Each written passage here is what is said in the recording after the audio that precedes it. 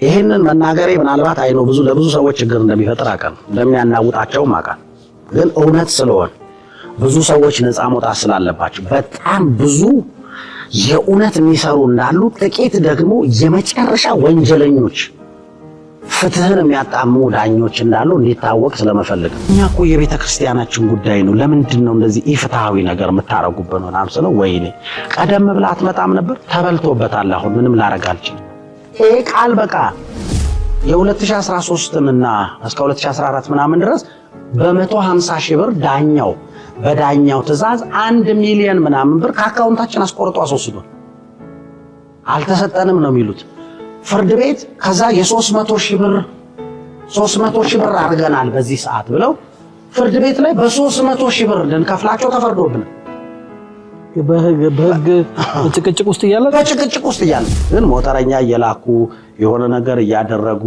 እገለዋለሁ እያለ ሲፎክር ማንንም ነው የሚያውቀው በጣም ብዙ ሰዎች ሪከርድ አድርገው ልከውልኝ ያውቃል ራችን ላይ ይሄ ችግር የክብር ህይወት ቤተክርስቲያን ችግር ብቻ አይደለም ይሄ ችግር በኢትዮጵያ ውስጥ በተለያየ ቦታ ላይ እየበዛ ያለ ችግር ግፍን ይዘህ ሄደህ ግፍን እንደ ግፍ መርቀህ ተቀበለኝ ማለት አይቻልም ለዳኛ ጉቦ እየሰጡ ፍርድ ያጣመማሉ ለምሳሌ የተለያዩ በሚዲያ ላይ ወጣው የመንግስት አካላት እየተናገሩ የነኩ ሰዎች ሲፈረድባቸው ሲያዙ አይደል በአግባቡ ቅጣት ውስጥ ሲገቡ ያያል ይህ ነገር እነዚህ የኛ አከራዮች ላይ ይደርሳል ብዬ አምናለሁ እዚህ ምድር መንግስት ካለ እዚህ ምድር ሰዎች ካሉ እዚህ ምድር ላይ የፍትህ ያለ እያለች የክብር ህይወት ቤተክርስቲያን እየጮች ነው የተሰራው ወንጀል የተደረገብን ግፍ በቤተክርስቲያኑ ላይ የተነጠቀችው መነጠቅ የህዝብ ንብረት ተነጥቋል እኔ ህዝቡ እንዳያምጽ ህዝቡ እንዳይረብሽ ህዝቡ ወጥቶ እንዳይበጠብጥ አፍኜ ይዤ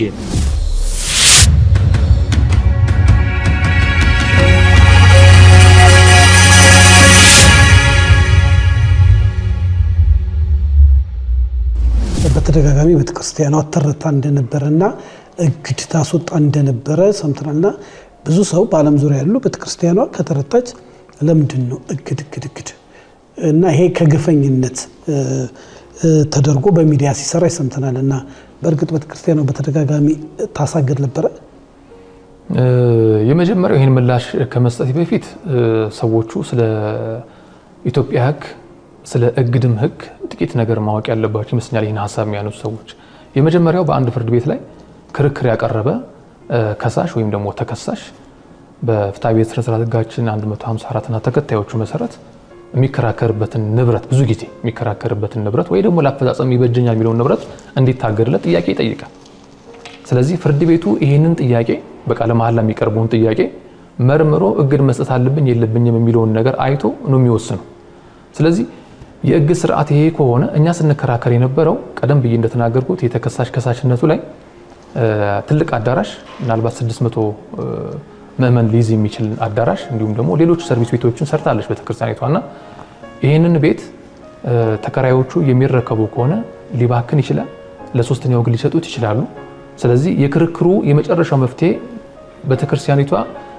ህንጻው ወይ ደግሞ የተሰራውን ያልኩን አዳራሽና ሰርቪስ ቤቶች ይገባታል እንኳን ቢባል ወደ ሶስተኛው ወገን ከተላለፈ በኋላ ኦር ደግሞ ከባከነ በኋላ ውሳኔው ጥቅም ላይ አይውልም ማለት ነው ሊፈጸም የማይችል ይሆናል ማለት ስለዚህ ይሄ እንዳይሆን ያለ የመጀመሪያው አማራጭ እግድ ማሳገር ነው ወደ ሶስተኛው ወገን እንዳይተላለፍ ስለዚህ የእርሱ ስራውን ነው እየሰሩ ያሉት እንጂ ግፈኝነት አይደለም በጭራሽ በመጀመሪያ ደረጃ ግፈኝነት የሚባለው ነገር ፍርድ ቤት ላይ ምን ይሰራል ፍርድ ቤት እኮ ነፃና ገለልተኛ ውሳኔ የሚሰጥ አካልም ጭምር ነው እንግዲህ ከሶስቱ የመንግስት አካላት አንዱ የጁዲሻል ቦዲ ምን ነው ወይ ደግሞ ፍርድ ቤቶች ናቸው ስለዚህ ገለልተኛ ናቸው እኛ እስከምናውቀው ህገ መንግስታዊ የተቋቋመበት ስርዓት ነው እሱ ነው የሚያሳየው ስለዚህ ግፍን ይዘህ ሄደህ ግፍን እንደ ግፍ መርቀህ ተቀበለኝ ማለት አይቻልም ስለዚህ ፍትህ ስርዓቱ ላይ ትክክለኛ የሆነውንና ህጉ የሚያዘውን ነገር ፍርድ ቤቶች ዳኞቹ ጭምር አይተውት የሚወስኑት ነገር ነው ስለዚህ እግድ ሲቀርብ ግፍ ማቅረብ አይደለም ህግን መከተል ነው ስለዚህ ፍርድ ቤቶቹም ሲያግዱ እግዱ ትክክለኛ ነው ወይስ አይደለም የሚለው ነገር መርምረው ነው ስለዚህ ይሄ ፍርድ ቤቶቹን መቃወም ካለ የፍርድ ቤቶች ጉዳይ ነው ብለን ምን ተወው ጉዳይ አይደለም የፍትህ ስርዓቱን ማጠልሸትም ስለሚሆን ማለት ነው ስለዚህ በዚህ አግባብ ቢታይ መልካም ነው አዎ ማለትም ያው ፍርድ ቤቱ የራሱ አሰራርና ደንብ አለው በዛ ነው የሚሄደው ግን እንደ ቤተክርስቲያን በተደጋጋሚ ሚዲያ ላይ በተለይ የዚህ ባለ ጉዳይ የሆኑ በየሚዲያው እየቀረቡ ይኸው እኛ ስበየንልን በተለያየ አማራጭ እየቀረቡ ያው ግልጽ ለማድረግ ፈልጌ ነው እግድ እያመጡብን አሰቃዩን ስላሉ ብዬ ነው እንጂ ሙያዊ ነገር ነው የሰራው ነው የሚሉት እንደ ሙያዊ ነው። ግን በደንብ ሞር ኤክስፕሌን ለማድረግ የመጀመሪያው ነገር ቀደም ብዬ የተናገርኩት ነገር አለ። በትክክለኛው ክስ መጥቶ የተከሳሽ ክስነት ህጉ የሚደግፈው ነው። በ358 ሌላ ሰርድ ፓርቲ ወይም ሶስተኛ ወገን መጥቶ መቋሚያ ያቀረበበት ሂደት የራሱን የቻለ ህግ ስርዓት ነው። በ6 መሰረት በመንለው መሰረት የቀረበው አቤቱታም እንደዚሁ ህጋዊ ነው። ስለዚህ በእነዚህ 3 አይነት ክሶች ላይ እግድ ነበረ። እግዱም የመጣው ህግን መሰረት ያደረገ ነው። ከዛ ውጭ መረሳት የሌለበት ነገር መዝገቦቹ ላይ ውሳኔ ሲሰጥባቸው አንድ ሰው ወደ ይግባኝ መሄዱ አይቀርም። የተሸነፈ ወይ ደግሞ መብት ተጎድቷል የሚል አካል ወደ ይግባኝ መሄዱ አይቀርም። በይግባኝ ብቻም ሳይሆን እስከ ሰበር በሚሄድበት ጊዜ እግድ ታግዶ ክርክርን መቀጠል ህጋዊ ስርዓት ነው። ህጋዊ አካሄድ ነው። ህጋዊ አካሄድ ያው ግልጽ ለማድረግ ብለህ እንግዲህ የክብር ቤተክርስቲያን በዓለም ዙሪያ የምትታወቅ በተለይ ደግሞ ሪቨረንድ ዶክተር ተዘራ ያሬድ የእውነትን ቃል ለዓለም በመስበክ በዛ ላይ ደግሞ ብዙ ሰዎችን ነፃ በማውጣት የእውቀት ቃል ላይ ትኩረት አድርጎ የሚሰብኩ ሰባኪ ናቸው። የተለያዩ መጽሐፍቶችንም በተለያዩ ኤሌክትሮኒክስ ሚዲያዎችም በ24 ሰዓት በሚተላለፈው ቴሌቪዥናቸው ይታወቃሉ።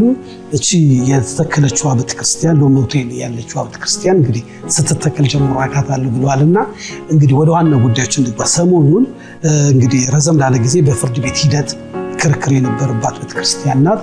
ይሁንና እንግዲህ አየሩን የያዘው ቤተክርስቲያኗ እንደ ግፈኛ የግለሰቦችን ንብረት ነጥቃ አልመለስም እንዳለች በኋላ ግን በፍርድ ቤት ሂደት ስትረዳ እውነት በአደባባይ ወጣ እየተባለ ይነገራል። ይህንን ለማጥራት ነው ወደ እዚህ የመጣ ነው። እርሱም ደግሞ የቅርብ ወዳጅ ስለሆኑ ለማጣራት ነውና ይህንን ሚዲያ ላይ የሚተላለፈውን ያልተመጣጠን መረጃን ታዝበውት ከሆነ እንዴት ለመገመት? እንግዲህ በክብር ሕይወት ቤተክርስቲያንና በተከራየችው በዚህ በለም ሆቴል አካባቢ ባለው አጥቢያዋ ላይ የነበረው የአከራይና የተከራይ ግንኙነት ትንሽ መሻከር የጀመረው ከ4-5 ዓመት በፊት ነው።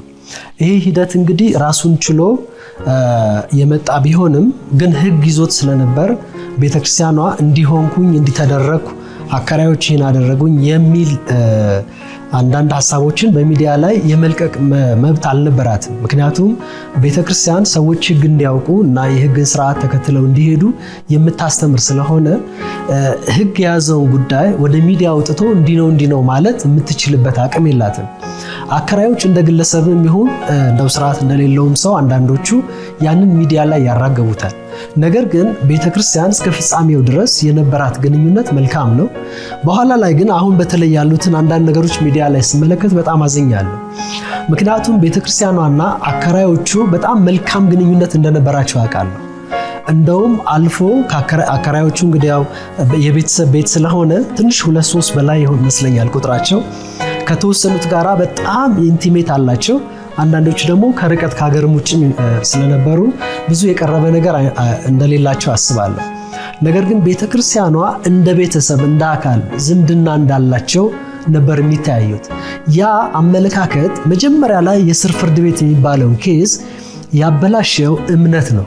ብዙ ጊዜ እንደውም በዚህ አጋጣሚ ሌሎችም ቢሆን ቤተክርስቲያኖች ይህን ማስተካከል እንዳለባቸውና ከዚህ ትምህርት መውሰድ እንዳለባቸው አስባለሁ። እምነትና መግባባት ሰላማዊ መንገዶች ወደ ክስና ወደ ፍርድ ቤት ኬዙ ሲሄድ አንደኛ በጊዜው የሚያስኬድ ኬዝ እንዳልነበር አውቃለሁ። ሁለተኛ እንደተጀመረ ያ ኬዝ ነገሮች በፍቅርና በሰላም በመግባባት ያልቃል የሚል ሂደት ስለነበረ የስር ፍርድ ቤቱ ውሳኔ የወሰነበት አካሄድ አግባብነት አልነበረውም። ያ ምንድነው? ኬዙን ከስር ስለማቀው ነው ይሄን ማወራተሽ እና ያ ኬዝ ምንድነው የሆነው? በመተማመን በፍቅር በእምነት ላይ የተመሰረተ ስለነበረ አንዳንድ ከህግ አንፃር አስፈላጊ ነገሮች መወሰን የነበረባቸው ነገሮች ሳይጠሩ በፍቅር ያልቃል። እኛ እንደ ቤተ ክርስቲያን ፍቅርን፣ ትህትናን፣ መግባባትን ማስተማር አለብን የሚል ኬዝ ነበር መነሻው ላይ። ያ ነው እንግዲህ ቤተ ክርስቲያኗን በኋላ ላይ እየገፋ ዛሬ ለደረሰችበት በጣም ትልቅ የሆነ ክሳራ ወድቆ ጭራሽ እንደበደለች ተደርጎ በየሚዲያው የሚወራው ነገር አግባብነት የለውም ብዬ አስባለሁ። ይሄ በጣም ከፍተኛ የሆነ መተማመንን ውስጣቸው ፈጥሯል። ስለዚህ በተባለው ጊዜ ጣራው ሲያፈስ እና ቅጽበታዊ በሆነ ሁኔታ በዚህ አይነት ችግር ውስጥ ከምንቀጥል አዳራሹ ይስፋፋ የሚለው ነገር ሲነሳ ከአከራዮች ጋራ የሀሳብ ልውውጥ ተደርጓል። የፊርማና የቃል ሳይሆን እናሰፋው እንፈልጋለን። እንደፈለጋችሁ አስፉት እናንተ በቃን ካላላችሁ ከእናንተ የመጀመሪያ የሰላሙ ንግግር ይሄ ነበር። የሰላሙ ንግግር እናንተ እስከፈቀዳችሁ ድረስ እኛ እዚህ ምን አለ የሚል ንግግር ነበር። ስለዚህ እኔ ነኝ ከአዳማ ቆርቆሮ ለምሳሌ ሲጫን ከአዳማ ያስጫንኩት እኔ ነኝ። እዚህ መጥቼ መሬቱን ሲሰሩ ሌሎች ነገሮችም ሲሰሩ አግዣለሁ። ያለውን ነገር በሂደት አውቃለሁ ከዛ ጀምሮ እና እየመጣን እናያለን። የቸርቹ እድገት ለኛንም ስለሚያበረታታን የማይሆን መልክ እንዲይዝ የተደረገው ነገር ምንድነው መሰለ? በዚህ መተማመን ላይ ተሰርቶ የተሰራው ፈጽሞ ልታመሳስለው የምትችለው አይደለም። ያኛው የተረከቡት ቤተክርስቲያንና በዝናብ ጣራው አፍሶ ቀጥሎ የተሰራው ቤተክርስቲያን ሌላ። ስለዚህ በጥቂት ወር ውስጥ ያንን ቃል የተናገሩት በጥቂት ወር ውስጥ ልቀቁ የሚል ነገር ተነሳ ማለት ነው። እዚህ ጋር ነው ለምን ቤቱ ተለወጠ። ያኔ አሁን እዚህ ጋር መነገር የኔን ኦፒኒየን ነው፣ የኔን ግምት ነው፣ የኔን ሐሳብ ነው። ያ ቤት ተለወጠ። ያ ቤት ሲለወጥ እንግዲህ በፊት 30-40 ይከራይ የነበረ ቤት አሁን በመቶ ደረጃ ያወጣል አዳራሹ ብቻ። እዚህ ጋር በሚሊዮን ብር ፈሶበታል። ይሄ እኮ ንብረቱ እንግዲህ ባረኩት መጣራት የቤተክርስቲያኗ ምዕመናኖች ናቸው የሰሩት። ቤተክርስቲያኗ ወጪ አውጥታን የሰራችው ልክ ነው። ቤቱ እንደሚመስል በሚዲያ ለማሳየት ጥረት እናደርጋለን። እነዚህ አከራዮች እንደሚሉ ከኪሳቸው ገንዘብ አውጥተው ያላደሱትን ቤት ወይ ያላስፋፉትን ቤት ቤተክርስቲያኗ አሰርታ ከጨረሰች በኋላ የማይገባቸው ወይም ኦቨር የሆነ የቤት ኪራይ ጠይቁ እያሉን ነው። በትክክል በነገራችን ላይ ይሄ ችግር የክብር ሕይወት ቤተክርስቲያን ችግር ብቻ አይደለም። ይሄ ችግር በኢትዮጵያ ውስጥ በተለያየ ቦታ ላይ እየበዛ ያለ ችግር። በደንብ የወንጌል አማኙ በደንብ ሊያስብ አንዳንድ ጊዜ ምንድነው የጌታ ስም ከሚሰደብ ጥለው ቢሄዱ አይሻልም? እንትን ከሚሆን የእግዚአብሔር ንብረት አንተ ሸሚዝ ቢሆን ጥለት ሄዳል። እኔ ተከራይቼ የነበርኩበትን ቤት ካጸዳው በኋላ ሰውየው ሲያዩ ዋጋ ጨመር ሲለኝ አባባሉ ደስ ስላላለኝ ጥዬው ወጥቻለሁ። የግል ነገሬ ነው ብዬ የቤተክርስቲያን ንብረት ግን የእግዚአብሔር መንግስት ነው፣ የህዝብ ነው። ተጠያቂነት አለበት። በተለያየ ጊዜ እንዳይት ኬዞች ይሽከረከራል።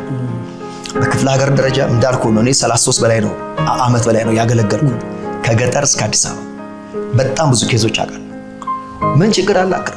አብረህ ስትኖር ከሰዎች ጋር የኛ የኢትዮጵያውያን ባህሪ እንተማመናለን። አብረን በልተን የለም የምትለው ነገር አለ። ስለዚህ ከህጉ በላይ መተማመኑ ላይ ስለምንመረኮዝ እንሳሳታለን። በመረጃና በማስረጃ ነገሮችን አንይዛቸው እንሳሳትና ነው እሺ ምናምን ብለን ብዙ ብር አውጥተህ ትሰራል። ልክ ሲሰራ በቀጥታ መተው የመጀመሪያ የሚያናግሩ ልቀቅ ነው። ስለዚህ አለቅም ብለህ ስትል ወደ ፍሬ ከሚገባው በላይ ብር ይጨምሩባል። ለምሳሌ 40 ሺህ ብር የምትከፍል ከሆነ 120 ሺህ ክፍል ትባላል አንተ በሰራው ቤት ላይ። ይሄ ብዙ ቸርቾች የታገሉበት ነው። የክብር ቤተክርስቲያንም ያጋጠማት ችግር ይሄ ነው። አላስፈላጊ የዋጋ ጭማሪ ልቀቁ ነው ወይ? ልቀቁ መጀመሪያ የተነሳው ልቀቁ ነው። ለምን? እሱ ነው አሁን እንግዲህ አሁንም ልነግርህ የምችለው ነገር የሰዎቹን ውስጣዊ ሐሳብ እነሱ ናቸው የሚያውቁት። በእኔ ግምት ግን አይን ያወጣ ግልጽ የሆነ ዘረፋ ነው። እንዴት ይሄ ሆነ? እያደግህ በሄድክ ቁጥር ስም ታወጣለህ፣ ስም ይኖርሃል፣ ታዋቂ ትሆናለህ። ስለዚህ በመጀመሪያ ራስህ ለምንህ መጠንቀቅ ትጀምራለህ፣ ለስምህ መጠንቀቅ ትጀምራለህ። ስምህን አጠፋለሁ ስትባል ስለ ስምህ ዋጋ ትከፍላለህ። የክብር ሕይወት ቤተክርስቲያንና ሬቨረንድ ተዘራ በሀገሪቱ ላይ በብዙ አገልግሎት ወደፊት እየመጡ ነው ያሉት። እዚህ ትልቅ አዳራሽ ሰርተዋል። ያንን ልቀቁ ቢባሉ አንለቅም ቢሉ ስም የማጥፋት ዘመቻ ቢከናወን ቤተክርስቲያኑ ተጎጂ ትሆናለች። ስማቸው እንዲጠፋ ስለማይፈልጉ ይለቃሉ። እኛ በተሻለ ዋጋ ጥቅም እናገኛለን የሚል ግምት የተሰራ ይመስለኛል። ስለዚህ ይሄን ያህል ትግልም አልተጠበቀም። ለስማቸው ለክብራቸው ሲሉ ቦታም ስላላቸው ይለቃሉ የሚል ቀለል ያለ ግምት የተገመተ ይመስለኛል። በነገራችን ላይ በአመት ቆይታ አይደለም ልቀቁ የተባለ በወራት እናንተ እስከፈለጋችሁ ትጠቀማላችሁ ተብሎ የተባለን ቦታ እያሉ ነው ያሉ። ቃል ተሰብሯል እያሉ ነው። በትክክል አንዳንድ ጥያቄዎች ጥቁሽ ነው ያሉ። አንዳንድ ዶክሜንቶች አሉ። ቤተክርስቲያኗ ምዕመናኗን በማስተባበር አዲስ አዳራሽ ለመገንባት እንዲሁም ቢሮዎችን በማነስ ስትገለገልበት እንደነበረ ይታወቃል። ይህ የግንባታ በጊዜው ወጪ ምን ያህል ነበር በጊዜው? እና አሁን ደግሞ ስታስረክቡ ነው አሁን ደግሞ ባለው የገበያ ዋጋ ምን ያህል ይልን አብራርተሽ ትገልጪልን? ኦኬ መጀመሪያ 2013 ግንቦት በገነባነው ሰዓት ከኮንትራክተሩ ጋር ተዋውለን የነበረው የ3.9 ሚሊዮን ብር ኮንትራክት ነው። ቤተክርስቲያኒቷ ተዋውላ የነበረችው በሰዓቱ ይገመት የነበረው ዋጋ ኮንትራክተሩ ያወጣው ያን ያህል ነው። ከዛ በተጨማሪ ግን ምዕመናን የሰጡት ስጦታዎች አሉ፣ የሰው ኃይል አለ። እኛ ራሳችን በቦታው ተሳትፈን አብረን ሰርተናል። ስለዚህ የህዝቡ መዋጮ አለ፣ የህዝቡ ጉልበት አለ፣ የሰው ሀብት ማለት ነው። ከዛ በተረፈ ደግሞ ኮንትራክተሩ ያመጣቸው እቃዎች አሉ፣ በስጦታ የተሰጡ እቃዎች አሉ። ስለዚህ ከ3.9 ሚሊዮን የሚጨምር በወቅቱ ማለት ነው። ማለትም የምዕመናን ጉልበትን ሁሉንም ያካተተ ማለት ነው። ጉልበት አይ ሳይጨምር የሱ የራሱ ለሚያመጣቸው ባለሙያዎችና ለሚያመጣው እቃዎች የሱ ኮንትራክት 3.9 ሚሊዮን በሰዓቱ። ከዛ በተጨማሪ ምን ተደርጓል? የተለያየ የህብረተሰብ አካል የሆነ የቤተክርስቲያናችን አባል የሆኑ ሰዎች በጉልበት ረድተዋል፣ በማቴሪያል ረድተዋል። በሰዓቱ ብዙ አይነት ስራዎች በጋራ ሰርተናል። በሰዓቱ በአሁን ሰዓት ሲባል ከ10 ሚሊዮን በላይ ነው። በአሁን ሰዓት ቤተክርስቲያኗ ቅድም ደጋግመሽ ብለሽዋል፣ አዲስ ግንባታ እንደገነባች ለቢሮ ለተለያየ አገልግሎት የሚውል ከትንሽዬ ቆርቆሮ ትልቅ የማምለኪያ አዳራሽ እንግዲህ ቪዲዮንም አይቼዋለሁ፣ አዳራሽንም ጎብኝቼዋለሁ። ይሄ በሆነበት ሁኔታ ከኪሱ አውጥታ ከህዝቡ ሰብስባ በጉልበትም በገንዘብም ይሄ በሆነበት ሁኔታ እንዴት ነው የኛ ንብረት ብለው ባለ አከራዮቹ በህግ እንዴት ሊያገኙ ይቻሉ? እንቆቅልሽ ነው። ይሄን ብታብራሪልን። ይሄ የተለያየ የህግ ክፍተቶች የፈጠሩት አጋጣሚ ነው ለነሱ ማለት ነው። ክፍተት ተፈጥሯል። መጀመሪያ 7 ቤት ነው ብለው መስክረዋል እነሱ ራሳቸው። ከዛ ደግሞ እዛው ፍርድ ቤት ላይ 13 ቤት ነው ተብሎ ተጽፏል። እንግዲህ ህጋችን ምን እንደሆነ በግልጽ ያሳየናል። 7 ቤት ብለው አስቀምጠዋል። 7 ቤት መሆኑን ወረዳ ማረጋግጦታል፣ መሬት አስተዳደር መጀመሪያ ላይ። ከዛ 13 ቤት መሆኑን ደግሞ ድጋሚ የወረዳ ሌላ ሰራተኞች ደግሞ መጥተው ቆጥረው ያሉትን ክፍሎች አይተዋል። ትልቅ አዳራሽ ዘመናዊ አዳራሽ መገንባቱን አይተዋል። እነዚህ ነገሮች ደግሞ በፍርድ ቤት ጣልቃ ገብ ወይም ደግሞ ኮንትራክተሩ በጣልቃ ገብ ክርክር ውስጥ በነበረበት ሂደት ቤቱ ይታገልልኝ ብሎ መጥቶ አስቆጥሯል።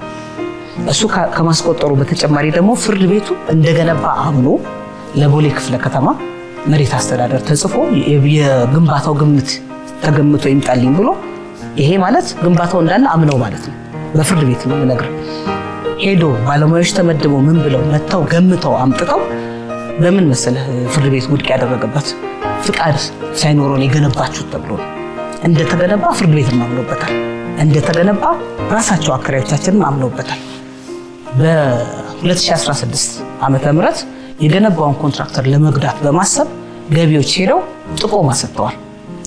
ኮንትራክተሩ ደብቆ ለክብረ ሕይወት ቤተክርስቲያን ግንባታ ገንብቶ ግብር አልከፈለም በማለት ሄደው ጠቁመው ኮንትራክተሩ ላይ ግብር እንዲጣል ተደርጓል። እዚህ ላይ ህግን ተከትላችሁ ለምን አላጃችሁ? የግንባታ ፍቃድ ማውጣት እያንዳንዷ ነገር በህግ በማስረጃ የስር ፍርድ ቤት ላይ የቀረቡ መረጃዎች ተገቢ ባለመሆናቸው እስከ መጨረሻው ድረስ የህግ ሂደቱ እንደዚህ እንዲበየን አድርጓል ይባላል።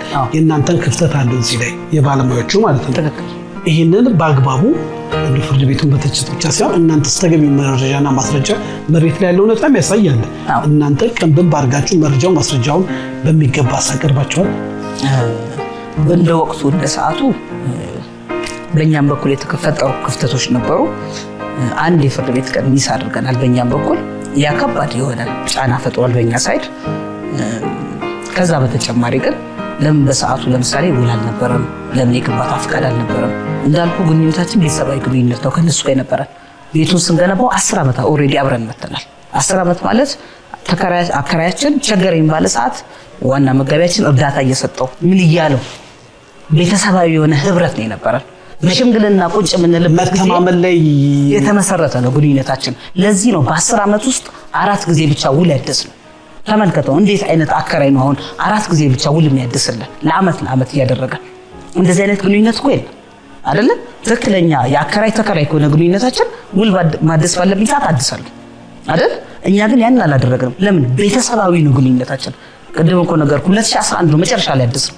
እስከ 14 ዝም ብሎ ነው የቀጠለው ውሉ። 14 ላይ ነው በ150 ሺህ ብር ብለው እነሱ ጭቅጭቅ ውስጥ የገባ ነው ማለት ነው። ስለዚህ ከእንደዚህ አይነት መተማመን እንዴት ነው አሁን ጎረቤቶች መጥተው አይነግሯቸውም? ጣራ ሲነቀል ሲፈርስ እውነት አሁን አንድ ነገር ተደረገ ተብሏል ሚዲያው ላይ የሚጮሁት ያሉት ይሄ እኮ ከእውነት የራቀ መሆኑ እኮ ምንም ሩቅ አይደለም። ይህንን አውቀው መጥተዋል በሰዓቱ። በየ3 ወሩ ነበር አቶ አቤል አስፋው የሚባል የነሱ ዋና ተወካይ እየመጣ ክራይ የሚወስደው። ክራይ ሊወስድም መጥቷል። በሰዓቱ ግንባታውን ተመልክተው ግን ፍቃድ ማውጣት የማን ኃላፊነት ነው? የቤት ባለቤት ኃላፊነት ነው። ቤተክርስቲያኒቷ ልታወጣ አትችልም። ለምን? በተከራየችው ይዞታ ላይ ነው ግንባታ እየገነባች ያለችው። እናወጣለን በሚል እንግዲህ አሁን እዚህ ጋር ማጭበርበር እንትመለከታለን። ቀጥሉ አለበለዚያ ማስቆም እኮ ይችላሉ አይደል? ፈቃደኞች ካልነበሩ እውነት ይሄ ሁሉ ግንባታ ማለት ትንሽ ግንባታ አይደለም። አንድ ክፍል ቤት አይደለም የሰራነው፣ ትልቅ ግንባታ ነው። ሰፈሩ ሁሉ ሊያየው የሚችለው ጥያቄ ነው። አንድ ቆርቆሮ ቤት ስትመጪ በአሁን ሰዓት ደንብ ይባላል አይደል? ያ ሁሉ የቤት የምዕመን ቪዲዮዎች ላይ አሁን እኔ እየተናገርኩኝ ያሳያቸዋል። ብዙ ሺህ ህዝብ እየመጣ ነበር የሚያገለግለው በሰዓቱ። አንድ ጊዜ እንደውም በ3 ወር ጊዜ ውስጥ አስታውሳለሁ የሆነ በዓል ያረፈበት ጊዜ ነው እና ሰው ሁሉ ስራ ስለሌለው ትርምስምስ ያለ የቤተክርስቲያን አባላት አንዱ በዚህ ህዳፉን ይገነባል፣ አንዱ በዚህ መድረክ ይሰራል፣ አንዱ በዚህ ምን ይላል። ያን ቀን እኔም ተሳታፊ ነበርኩ። በእንደዚህ አይነት መተረማመስ መሀል የተገነባ ቤት እውነት አሁን የውጭን ሰው ሳይስብ ቀርቶ ነው? ነዋሪው ጎረቤት ዝም ብሎን ነው? እኛ ያን 3 ወር ሙሉ ስንገነባ ዝም ተብለን አሁን የምናወራው የህሊና ጉዳይ ነው። አይ እኮ ይሄንን ምን ያሳያል መሰለህ? የእነሱን ስምምነት ያሳያል። እነሱ ግን ዶክመንት ስለሌለ መካድ ይችላሉ። ያደረጉትም ያንን ነው። ግፍ ነው የምትይ? በደንብ ግፍ ተሰርቶብናል። ኦፍ ኮርስ ግፍ አልሰራችው አሰራን። በየሚዲያው ንብረታችንን ስጡን ነው ያለው። ንብረታችን ማለት ያፈሰስንበት የህዝብ ንብረት ስለሆነ ነው እየጠየቅን ያለነው። የህዝብ ንብረት ሲባል እኔን ይመለከታል፣ ማንኛውም የቤተክርስቲያን አባል ይመለከታል። እየጠየቅን ያለነው ያወጣነው ገንዘብ ይመለስልን። ስለ ቤታቸው ስለ መሬታቸው ጉዳይ የለንም። እንደፈለጉ አሁንም እንኳን ተረከቡ ደስተኞች ነን፣ ምንም ችግር የለብንም በዛ አንፃር። አሁንም ግን ህግ ካለ መንግስት ካለ የሚመለከተው አካል ካለ እውነት ፍርድ አለ ብሎ ካመኑ መጥቶ ማየት ይችላሉ። በጣም እጅግ አድርጌ አመሰግናለሁ። ጠቅላላ ሂደቱን በሚገባ ተናግረሻል። ግን አንዳንድ ጥያቄዎች ላይ ስለ ህግ ስናወራ ነበረ። አሁን የህሊና ፍርድ ነው እያወራን ያለነው። የፍርድ ቤት ነው። እንደ አንድ ባለሙያ ያለ ፍርድ ቤት ነው እኛ የምንሰጠው። ፍርድ ቤት አለ ብለን ህግ አለ ብለን አይደለ ወደ ህግ ሄድ ነው። ህጉ በአግባቡ ተፈጽሞ አልተፈጸመም። እንግዲህ የሄዳችሁት የይግባኝና የፍርድ ቤት ሂደት ብዙ ያሳያል። በዚህ ጉዳይ ላይ በተለይ ባለ ጉዳይ የሆኑት አቶ ኤርሚያስና ንብረቱን የተረከቡት ነው መጥቶ ደግሞ የነሱን ሐሳብ ለማመጣጠን እንድንሰማ በዚህ አጋጣሚ እየጋበዝኩ የመጨረሻው ጥያቄ መጠየቅ ፈልጋለሁ። ጉዳዩ አንቺ እንዳልሽው የህዝብ ነው፣ የቤተ ክርስቲያን ነው። ቤተ ክርስቲያኗ ብዙ ምዕመናን ያላት ዓለም አቀፍ ቤተ ክርስቲያን ሆና ሳለ የቤተ ክርስቲያኗ መሪ ላይ ትኩረት ይደረጋል። ፍርድ እንደሚያጣምም በጣም ጨካኝ እንደሆነ እያስለቀሰ እንዳለ በተለያየ ሚዲያ አማራጮች እንሰማለን። ይሄ ጉዳይ ይመለከታል ወይ ብለን የቤተ ክርስቲያን መሪ በተደጋጋሚ ለመጠየቅ ስንሞክር ጊዜው አይደለም ወይ በዚህ ጉዳይ ላይ ምንም ምለው የለም ብሎኛል። እኔ በግሌ እናንተ እንደ አንድ ቤተ ክርስቲያናችሁ እንደ አባት እንደ መሪ ብዙዎቻችሁ ደግሞ በዚህ እውቀት ኃይል እንደተለወጣችሁ ይሄ ጉዳይ መሪያችሁ ላይ ትኩረት ተደርጎ ሲነገር ምን ይሰማሻል? እንደ አንድ ቤተ ክርስቲያን አባል በሁለት መንገድ ልመልስልህ። አንደኛ ነገር ቤተክርስቲያኒቷ ራሷን የቻለች ተቋም ናት። የግለሰብ ጉዳይ አይደለም ጉዳዩ። ቅድም እንደነገርኩ በጣም ብዙ ህዝብ ያዋጣው ብዙ ህዝብ የተሳተፈበት ግንባታ ላይ የተከናወነው እንጂ ሬቨረንድን ብቻ የሚነካ ጉዳይ አይደለም። ይሄ ጉዳይ ማለት ነው የስም የማጠልሸት ስራ ነው የተካሄደው። አሁንም እየተካሄደ ያለ ያ ጉዳይ ነው። ቤተክርስቲያኒቷ ራሷን የቻለ አስተዳደራዊ መዋቅር አላት። ዝም ብሎ አንድ ሰው መጥቶ በ2002 ዓመተ ምህረት እሱ ከእግዚአብሔር ራእዩን ተቀብሎ ቤተክርስቲያኒቷን ሲመሰረት ራእዩን ተቀብሎ ወደ መሬት አወረደው እንጂ በአሁኑ ሰዓት የተደራጀች ትልቅ ቤተክርስቲያን ናት። የሚመለከተው ብዙ አይነት አካል አለ በውስጧ። የህግ ቡድን አለ፣ የሚመለከተው የግንባታ ቡድን አለ። ጥያቄም ካለ ሊመጣ የሚገባው አስተዳደራዊ ጥያቄ ነው። ቤተክርስቲያን ናት ንብረት ይሰጠኝ ያለችው እንጂ አንድ ግለሰብ አይደለም። ስለዚህ እነዚህ ሁሉ የሚሰሯቸው በሚዲያ እየወጡ የሚናገሯቸው ነገሮች ለኛ የሚያሳዩን ለ15 ዓመት ለ16 ዓመት የገነባውን መልካም ስሙን የማጠልሸት ስራ ነው ሲሰሩ የቆዩት። ይህ ደግሞ መንግስት አዲስ አዋጅ አውጥቷል። ስም ማጥፋት በተመለከተ የተለያዩ አይነት እርምጃዎች እንደሚወሰዱ መንግስት አስቀምጧል አይደለ? ስለዚህ ይህ ነገር በሂደት ያገኛቸዋል ብዬ አስባለሁ። አሁን ቅድም እንዳልኩ ነው፣ ህግ አለ ወይ? ህግ ካለ ህግ ማለት ለምሳሌ የተለያዩ በሚዲያ ላይ ወጣው የመንግስት አካላትን እየተናገሩ የነኩ ሰዎች ሲፈረድባቸው ሲያዙ አይደል በአግባቡ ቅጣት ውስጥ ሲገቡ እያየን ነው። ይህ ነገር እነዚህም የኛ አካባቢዎች ላይ ይደርሳል ብዬ አምናለሁ። ምክንያቱም ጉዳዩ ቅድም እንደነገርኩ የህዝብ እንጂ የአንድ የግለሰብ ስላልሆነ ማለት ነው። አሁንም ቢሆን ጊዜው አረፈደም ማለት በህግ የህግ ቤቱን ፍርድ ስለምናከብር ቤቱን አስረክበናል፣ ህግን ፈጽመናል። ለፍርድ ቤት የመጣውን ይህ የሚያሳየው ቤተክርስቲያኒቷ ህግ አክባሪ እንደሆነች ነው። አሁንም ግን አልረፈደም። የሚመለከተው የመንግስት አካል አሁንም ጥሪ እያደረግን ያለ ነው። ይመለከተኛል የሚል እውነታችን ይሄ ነው የኛ እውነታ ይሄ ነው። ይህንን እውነታ መመርመር ለሚፈልግ ለማንኛውም አካል አይ እዚህ ሀገር ህግ አለ ለሚለን አካል እውነት የህዝቡን ድምፅ እንሰማለን የሚል አካል ካለ አሁንም ክፍት ነው የኛ ቤት።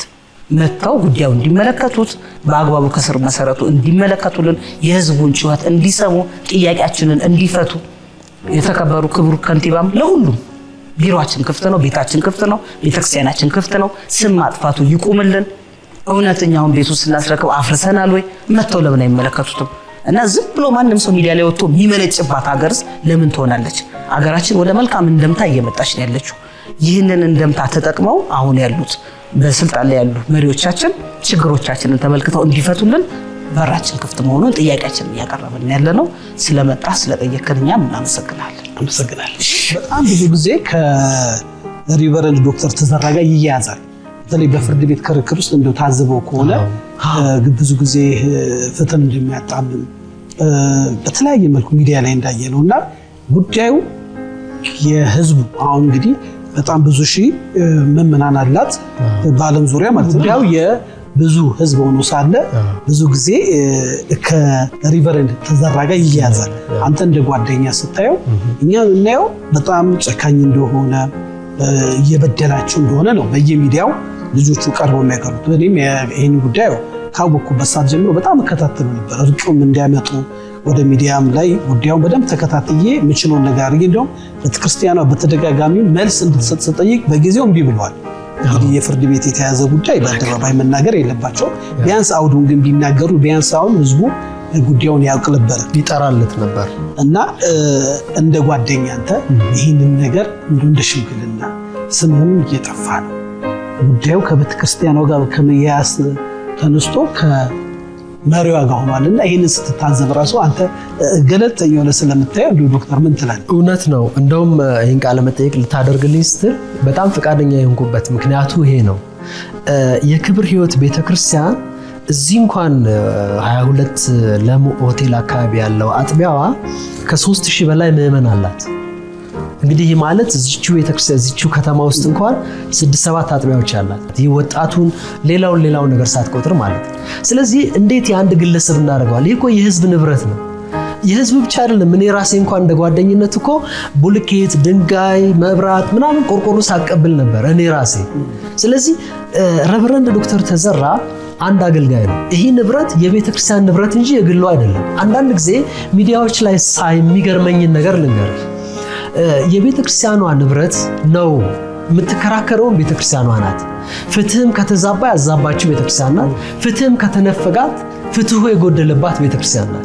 ሬቨረንድ ተዘራ ልጆቹን የሚያሳድግበት ቤት አይደለም። እሱ ራሱን ችሎ የሚኖርበት ቤት አይደለም። እንደ ማንኛውም የቤተክርስቲያኒቱ አገልጋይ ዋና መሪ አገልጋይ እግዚአብሔር የሰጠው ራእይ ሆኖ ህይወቱንም ኑሮውንም ትዳሩንም ጭምር ሰጥቶ የሚያገለግልበት ቤተክርስቲያን እንጂ የግል ንብረቱ አይደለም። አንድ ቆርቆሮ ከዚህ ቤተክርስቲያን ላይ አንስታ አንተ ብታቃጥል ወይም ብትሸጠው የምትጎዳው ቤተክርስቲያን እንጂ ሬቨረንድ ዶክተር ተዘራ አይደለም። ስለዚህ ይህ የህዝባችን አመለካከት ያልጠራ አካሄድ ይመስለኛል። አንድ ሁለተኛ መጽሐፍም እንደሚናገር እረኛውን ምታ መንጋው ይበተናል ነው።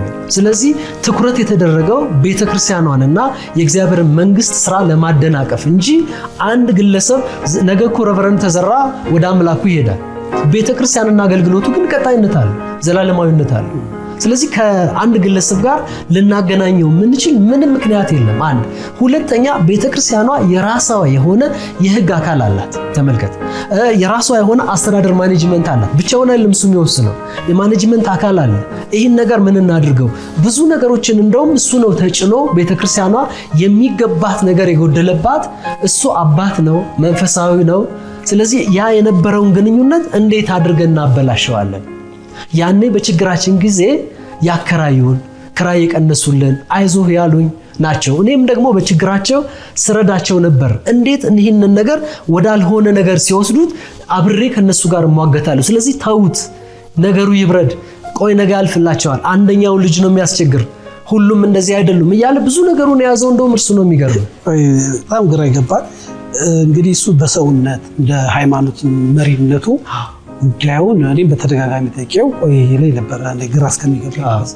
ለምን በጣም ብዙ ይወራ ስለነበረ በተለይ ከዛኛው ግን በየሚዲያው ይሄዱ በጣም እንግዲህ መረጃ ነው ሰው በዓለም ዙሪያ ያለው እና ይሄ በሆነበት ሁኔታ እንዴት ነው እንደ ጨካኝ ሊታሰብ ይቻላል? ወይ ደግሞ በክርክር ሂደቱ ላይ ሁሉም ነገር ማድረግ እንደሚችል ሀገር ውስጥ ህግ የሌለ እስከሚመስል ድረስ ብዙ መረጃዎች ይመጣ ነበር። አሁን ደግሞ ቤቱን ሲወስድ ህግ ፍትህን በየዕለት የሚል ነገር ሰማለና ሁለት የሚጋጭ ነገር ሆነና አሁን አንተ የምትገልጽልን ወዳጅ የቤተክርስቲያን ሊደሩ እንደዚህ ያሰበ እንደው ቤተክርስቲያኗን ማግኘት የሚገባትን ጥቅም በየዋህነት አሳልፎ እንደሰጠ እያስረዳሃል። እንዴት እንደዚህ ጨካኝ ተደርጎ ይሰራል? በጥላ አየር ላይ ያለው እሱ ፍትህን እንደሚያጣምም እንደሚያባረራቸው ሁሉ ብዙ ነገሮች እንሰማለን። አሁን ለሚዲያ ስለማይመጥን ነውና ይሄን ስትሰማ ምን ይሰማል? እንደው እንደ አንድ ወዳጅ እውነት ለመናገር ያው እኛ ብዙ ጊዜ ክርስቲያኖች መሸነፍ ነው አሸናፊነት ብለን ነው ምናምን፣ እንደገና መበደል ነው። በአንተ በመበደል ውስጥ ወይም በመጎዳት ውስጥ ነው ሰዎች ነገ ወደ ጌታ ሲመጡ አንተ ጋር ያለፈውን ህይወት ምሳሌ አድርገው ክርስቶስን እንዲያዩ ነው የምንፈልገው። ከዚህ የተነሳ ሬቨረንድ ዶክተር ተዘራ ያሬድ ብዙ ርቀቶች ሄዷል። እውነት ለመናገር ወዳጄ ጓደኛዬ ስለሆነ ማለት በእርቁ ጉዳይ ነው። ብዙ ርቀት ሄደው በእርቅ ነው። በእርቅ ብቻ ሳይሆን ለምሳሌ አንድ ነገር ልንገርህ፣ በጣም ማቀው ነው የነበርኩበትን ኬስ። ልክ ይህ ክርክር ተነስቶ ሽምግልና በሽምግልና እንፍታውና ነገሩ ይቁም እዚሁ ላይ ሲባል እሺ ተባለና ወደ እርቅ ገባ። ወደ እርቅ ሲገባ ምንድነው ያለው? የዚህን የህንፃውን አሁን እናንተ ባለሙያ አምጡና ኢንጂነር አስገምቱት፣ የኔም የቸርች ልጆችም አሉ፣ ሌላም ኢንጂነር ላምጣና አሁን ባለው ዋጋ ይገመት ይሄ ህንፃ። ስለዚህ ይሄን ግምት ከቻላችሁ ክፈሉኝና ልውጣ። አይ አንፈልግም አንከፍልም ካላችሁ አፍርሼ ልውጣና የቀድሞዋን የናንተን ቪዲዮም ፎቶም ስላለ በዚያው ልክ ልስራላችሁ። ይሄም አይሆንም ከተባለ ሶስተኛ አማራጭ ይገመትና ክራይ ሳትቀበሉኝ ተገምቶ ልኑርበትና ፈቅዳችሁልን እንውጣ አላችሁ። ይሄ እንግዲህ ሶስት ኦፕሽን ያቀረበው። ይሄን አውቃለሁ። እንግዲህ በዚህ ጊዜ ምንድነው መሆን ያለበት? አንተ መክፈል ከቻል ትከፍላለህ፣ መክፈል ካልቻልክ ተጠቀምበትና ውጣ ነው። አሁን የሚገርም እነሱ ቤተክርስቲያኗ እንዳሸነፉ ወይም ሬቨረንድ ዶክተር ተዘራን እንደጎዱት ፍትህ ይህ ከንቱ ፉከራ ነው እንጂ ሁለት በደል ነው ያለው። አንደኛው በደል ተጠቅሞ ቤተክርስቲያኗ ብትወጣላቸው ኑሮ አትራፊዎች እነሱ ነበሩ። ምንድነው አሁን ሆን ተብሎ ነው እያልከን ያለው? የቤተክርስቲያኗን ስም ለማጥፋት ነው? እንደ አንድ ወንጌላዊ ቤተክርስቲያን ምእመናን ይሄ ሁሉንም ነገር ስለነካ ነው ጊዜው ስንጆ ወደዚህ መጣው። ለምንድነው ቤተክርስቲያን በዚህ ልክ ማለት ነው ንብረቷ ተወስዶ በፍትህ አደባባይ ፍትህን አሜን ብላ ተቀብላ ያ ሁሉ እያለ የፍርድ ቤት ሂደቱን ለባለሙያዎችና ለህግ ክፍል ብንሰጥም ቤተክርስቲያን አለቅም ብላ መሬቱ ሰዎችን በተለያየ መልኩ እንግዲህ የሚቀርበው መረጃ ስታሰቃይ እንደነበረች ተደርጎ የሚወራው ለምንድን ነው? ይሄ እውነት ለመናገር እግዚአብሔርንም መፈራ እኔ እንደ እግዚአብሔርም ሰው አገልጋይ ነኝ። የእግዚአብሔርን ቃል በመናገርበት አንደበቴ እንደዚህ አይነት ወንጀል የሆነ ነገር በፍጹም ቤተክርስቲያኗ የእውነት ነው የምልህ፣ ቤተክርስቲያኗ ይሄ መሬት የኔ ነው፣ ቦታው የኔ ነው፣ ከመንግስት ጋር ተስማምቼ የሚሆን በሌላ መንገድ ወስደዋለሁ ብላ አታውቅም። እንደውም እኮ ሲጀመር ከሬቨረንድ ተዘራ ጋራ የነበረው የገጽ ለገጽ ግንኙነት ሙሉ በሙሉ ነው ያቆመው። ምክንያቱም የህግ ክፍል አላት ቤተክርስቲያን ነው። አንተ በአባትነት የምታረገው ነገር ብዙ አላስኬደንምና ስራውን እኛ ሃንድል እናድርገው ብለው እኮ የህግ ክፍሉ ነው ያዙት እንጂ እኮ ሬቨረንድ ከዚህ ወጥቷል። የሚገርም እና በጣም አሁን ከሚዲያ ሰማው የሚደንቀኝ ነገር እነዚህ ሰዎች እኮ ካርታ አላቸው፣ ህጋዊ ካርታ። አንድ ሰው አይደለም እኮ ወደ 4 ወይም 5 ባለሳሳት የቤተሰብ መሬት እኮ ነው ይሄ። ውል እኮ አለ ከነከሌ ይህንን ቦታ ለዚህ ነው ያህል ዓመት በዚህ ዋጋ ተከራይቼዋለሁ የሚል እኮ ውል አለ። እነዚህ ሁሉ ህጋዊ መሰረት ባለበት በሀገሪቱ ላይ ህግ መንግስት እያለ እንዴት መሬቱ የኔ ነው ልትል ትችላለች ቤተክርስቲያን? የማይታሰብ ነው። የክብር ህይወት ቤተክርስቲያንም ይህን አላሰበች። አይሆንም፣ ሁሉም አይሆንም፣ ቦታውንም ለቃችሁ ልንውጡ፣ እሺ ንብረታችን ይዘን እንውጣ። ይሄ ንብረት የአንድ ሰው የሁለት ሰው አይደለም፣ ወይም የሬቨረንድ ተዘራ እቃ አይደለም። ይሄ የህዝብ ንብረት ነው፣ የመንግስት ንብረት ማለት ነው፣ የህዝብ ንብረት። ስለዚህ ይዘን እንውጣ፣ ይዛችሁ አትወጡም፣ ይሄኛ ነው። እንዴት እናንተ ይሆናል? ይሄ ስንሰራ ይሄው ፎቶ ቪዲዮ፣ ምክንያቱም ይሄ የህዝብ ንብረት ነው፣ የሬቨረንድ ተዘራ ንብረት አይደለም። የህዝብ ንብረት ይመለከተዋል ህዝቡ። ስለዚህ ነገ በእነዚህ ሰዎች ላይ ሌላ ነገር ሊፈጥር ይችላል ህዝቡን እኮ። ይህንን የማረጋጋት ኃላፊነት ያለበት እሱ ነው። ስለዚህ እሱ በሁለቱም በኩል ነው ተወጥሮ የነበረው ይኸውልህ። ስለዚህ 4 ዓመት ድረስ የሄደበት የህጉ ሂደት ይሄ ነው። አንድ ሁለተኛ፣ አሁን እነዚህ ሰዎች ይሄን ቦታ ወሰኑ፣ በቃ ይሁን፣ በቃ መንግስት ፈረዳ ይፍረድ። አሁን በህግ ሂደት ታቅ ከሆነ አንዳንድ ነገሮችን ተሸ ፍርድ ቤት ይግባኝ ስትጠይቅ የፍርድ አካሄድ ውሳኔው ላይ የተሳሳተ ካለ ብቻ ነው የበላዩ ወይም ይግባኝ ብለህ ሄድከው አካል የሚያይልህ እንጂ የስር ፍርድ ቤቱ የወሰነውን መሰረታዊ ነገር ማሻሻል አይችልም። ይኸውልህ አሁን የኛ ሀገር የህግ ክፍተት አለበት ብዬ የማስበው ይሄን ነው። ከምን አንፃር ብትለኝ ይሄ አሁን የግለሰብ ንብረት አይደለም፣ የህዝብ ንብረት፣ የመንግስት ንብረት ነው፣ የቤተክርስቲያን ንብረት ነው። ይህንን ንብረት እንደገና ትሪት ለማድረግ የቪዲዮዎቹን የፎቶ የአካል ምስክርነት እንደገና መቀበል ነበረበት ፍርድ ቤቱ ብዬ አምናለሁ። ግን ከኛ ሀገር የህግ ፍሰት አንፃር የህጉን ክፍተት ወይም ደግሞ የተሳሳተ ከህግ አንፃር ከአንቀጹ ከቁጥሩ አንፃር የተዛባ ነገር ካለ ብቻ ነው የበላዩ የሚያየው እንጂ መሰረታዊ ነገር አይሆንም። ስለዚህ ያንኑ እያጸደቀ ቤተክርስቲያን ደግሞ እንዴት ንብረቴ ይወሰዳል ይሄ የህዝብ ንብረት ነው የሚለው ክርክር ነው ላይ ድረስ የመጣ። አንድ ታሪክ ልንገርህ። የተወሰኑ ቤተክርስቲያን ሰዎች ተሰብስበው ሄደው ይሄንን መናገሬ ምናልባት አይነው ለብዙ ሰዎች ችግር እንደሚፈጥር አውቃለሁ፣ እንደሚያናውጣቸውም አውቃለሁ። ግን እውነት ስለሆነ ብዙ ሰዎች ነፃ መውጣት ስላለባቸው በጣም ብዙ የእውነት የሚሰሩ እንዳሉ፣ ጥቂት ደግሞ የመጨረሻ ወንጀለኞች ፍትህን የሚያጣሙ ዳኞች እንዳሉ እንዲታወቅ ስለመፈልግ ከሄደው አንደኛው ልጅ መካከል ዳኛውን ያውቀዋል። አብሮት ከሱ ጋር ሲጠጣ ሲቅም ሲያጨስ የነበረ ይሄኛው ልጅ ተለውጧል። ረጅም ዓመት ሆኗቸዋል። እንዴ ሳየው ደነገጥኳል። እንዴ በምን መልኩ ነው ይሄ ዳኛ የሆነው ብዬ ከዛ ስወጣ ስልኩን አፈላልጌ ደወልኩለት። እንዴ እኔም እኮ ሳይደነገጥኩ አለኝ። ይሄ ልጅ በሕይወት አለ። ከዛ እንዴ መቼ ነው ዳኛ የሆንከው? እንዴ እኔ እኮ እየጠጣሁም እየቃምኩም እኮ እየተማርኩ ነበር። መብቱ ነው፣ ሰው ችግር የለውም እሱን ማድረግ። ይሄ ፐርሰናል ነገር ስለሆነ እዛ ውስጥ መግባት አልፈልግም። እና እንዴ የኛ እኮ የቤተ ክርስቲያናችን ጉዳይ ነው፣ ለምንድን ነው እንደዚህ ኢፍትሃዊ ነገር የምታረጉበት ነው ናም ስለው ወይኔ ቀደም ብላ አትመጣም ነበር፣ ተበልቶበታል፣ አሁን ምንም ላረግ አልችልም። ይሄ ቃል በቃ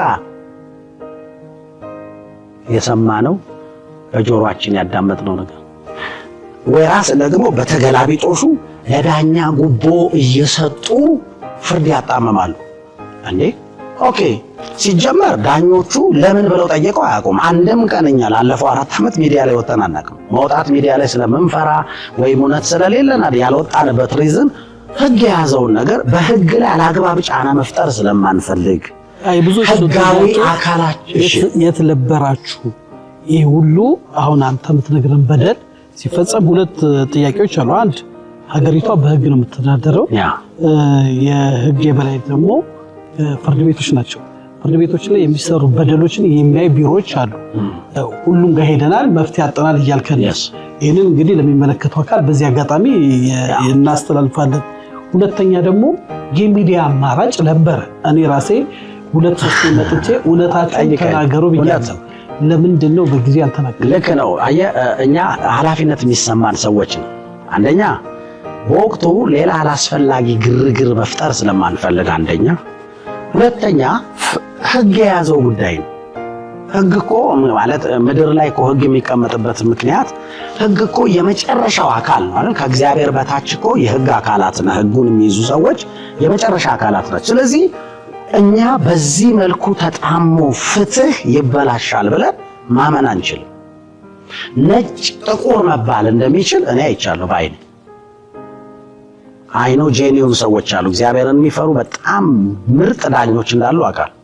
ግን ደግሞ በጣም የሚያሳፍር ስራ የሚሰሩ ማለት ነጩን ጥቁር ማለት የሚችሉ ልንገርህ ታሪኩ ባጭሩ ያው በጣም ብዙ ስለሆነ እንግዲህ ሁሉንም አንስቼ ነገሩን ለማውራት ሊከብደኝ ይችላል። ግን ከተለያዩ ኃላፊዎችም ጋር ከህግ ባለሙያዎችም ጋር ስላወራ በየቀኑ በሚዲያ እየወጣ ይጮሃል፣ በሬዲዮ ይጮሃል፣ በሶሻል ሚዲያዎች ይጮሃል፣ በተለያየ መንገድ ይጮሃል። ምንድን ነው የሚጮኸው?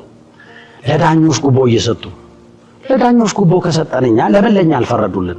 እኛ እኮ የ10 ሚሊዮን ብር ንብረት አሳልፋችሁ ስጡ ነው ያሉት። ይሄ ጥያቄ ያስነሳው ሪቨረንድ በፍርድ ቤት ሂደቱ በጣም በተደጋጋሚ ፍትህ እየተጣመመ፣ ሁለተኛ ደግሞ ይግባኝ እየተጠየቀ ንብረታቸው እየታገደ እንደነበረ በሚዲያ ወጥተው ሲሰሙ እኔም እንደሰው ከትልቅ ይቅርታ ጋር የሆነ ነገር እየተፈጸመባቸው እንደሆነ ጠርጥሬያለሁ። ለምን ልጁንም አውርቼዋለሁ፣ ሚዲያውም እንደዛ ነውና እውነታችሁን ደግሞ ተናገሩ ብለን በሱስ እንኳን በሌላ ቴክኒክ የፍርድ ቤት ሂደቱን በእርግጥ በሂደት ላይ ያለ ነገር የፍርድ ቤት ሂደት በአደባባይ አይናገርም። ለምን ዳኞች ላይ ተጽዕኖ እንዳይፈጠር ማለት ነው። ትንሽ እንኳን ሰበር አድርጋችሁ ለምን አልተናገራችሁ? ያ አሁን ይሄ ነው በሁለታችን መካከል ያለው ልዩነት። እኛ ተቋምን ኢሞሽናሊ ተነስተን የምናረጋው ነገር የለም። እነሱ ተቋም አይደሉ ወይም የሚያጡትም የሚገነቡትም የማይገነቡትም ነገር የለም። ኤኒቲንግ መናገር እንደፈለጉ የተሰማቸውን ማለት ይችላሉ። ግን ቤዚክ ነገር ምንድነው መሰለ ህግ የያዘውን ነገር ወተኔን ነገር እንናገር ስንል ኢቭን አንተ በተደጋጋሚ ናክ ስታረገን ቁጭ ብለን ከህግ ባለሙያዎች ጋር ስናወራ ይሄ ለኛ ተገቢ አይደለም። እስከ መጨረሻው ድረስ የፍትሁን መንገድ ተከትለን እንሂድ፣ ፍትህ እናገኛለን። ምክንያቱም ይሄ ነጭ ወረቀት ነው የኛ ጥያቄ። ቦታው ካርታ አለው፣ ካርታው ላይ የባለቤቶቹ ስም አለ። እዛ ቦታ ላይ እኛ ንብረት አስቀምጠናል፣ የንብረቱ ባለቤቶች ነን።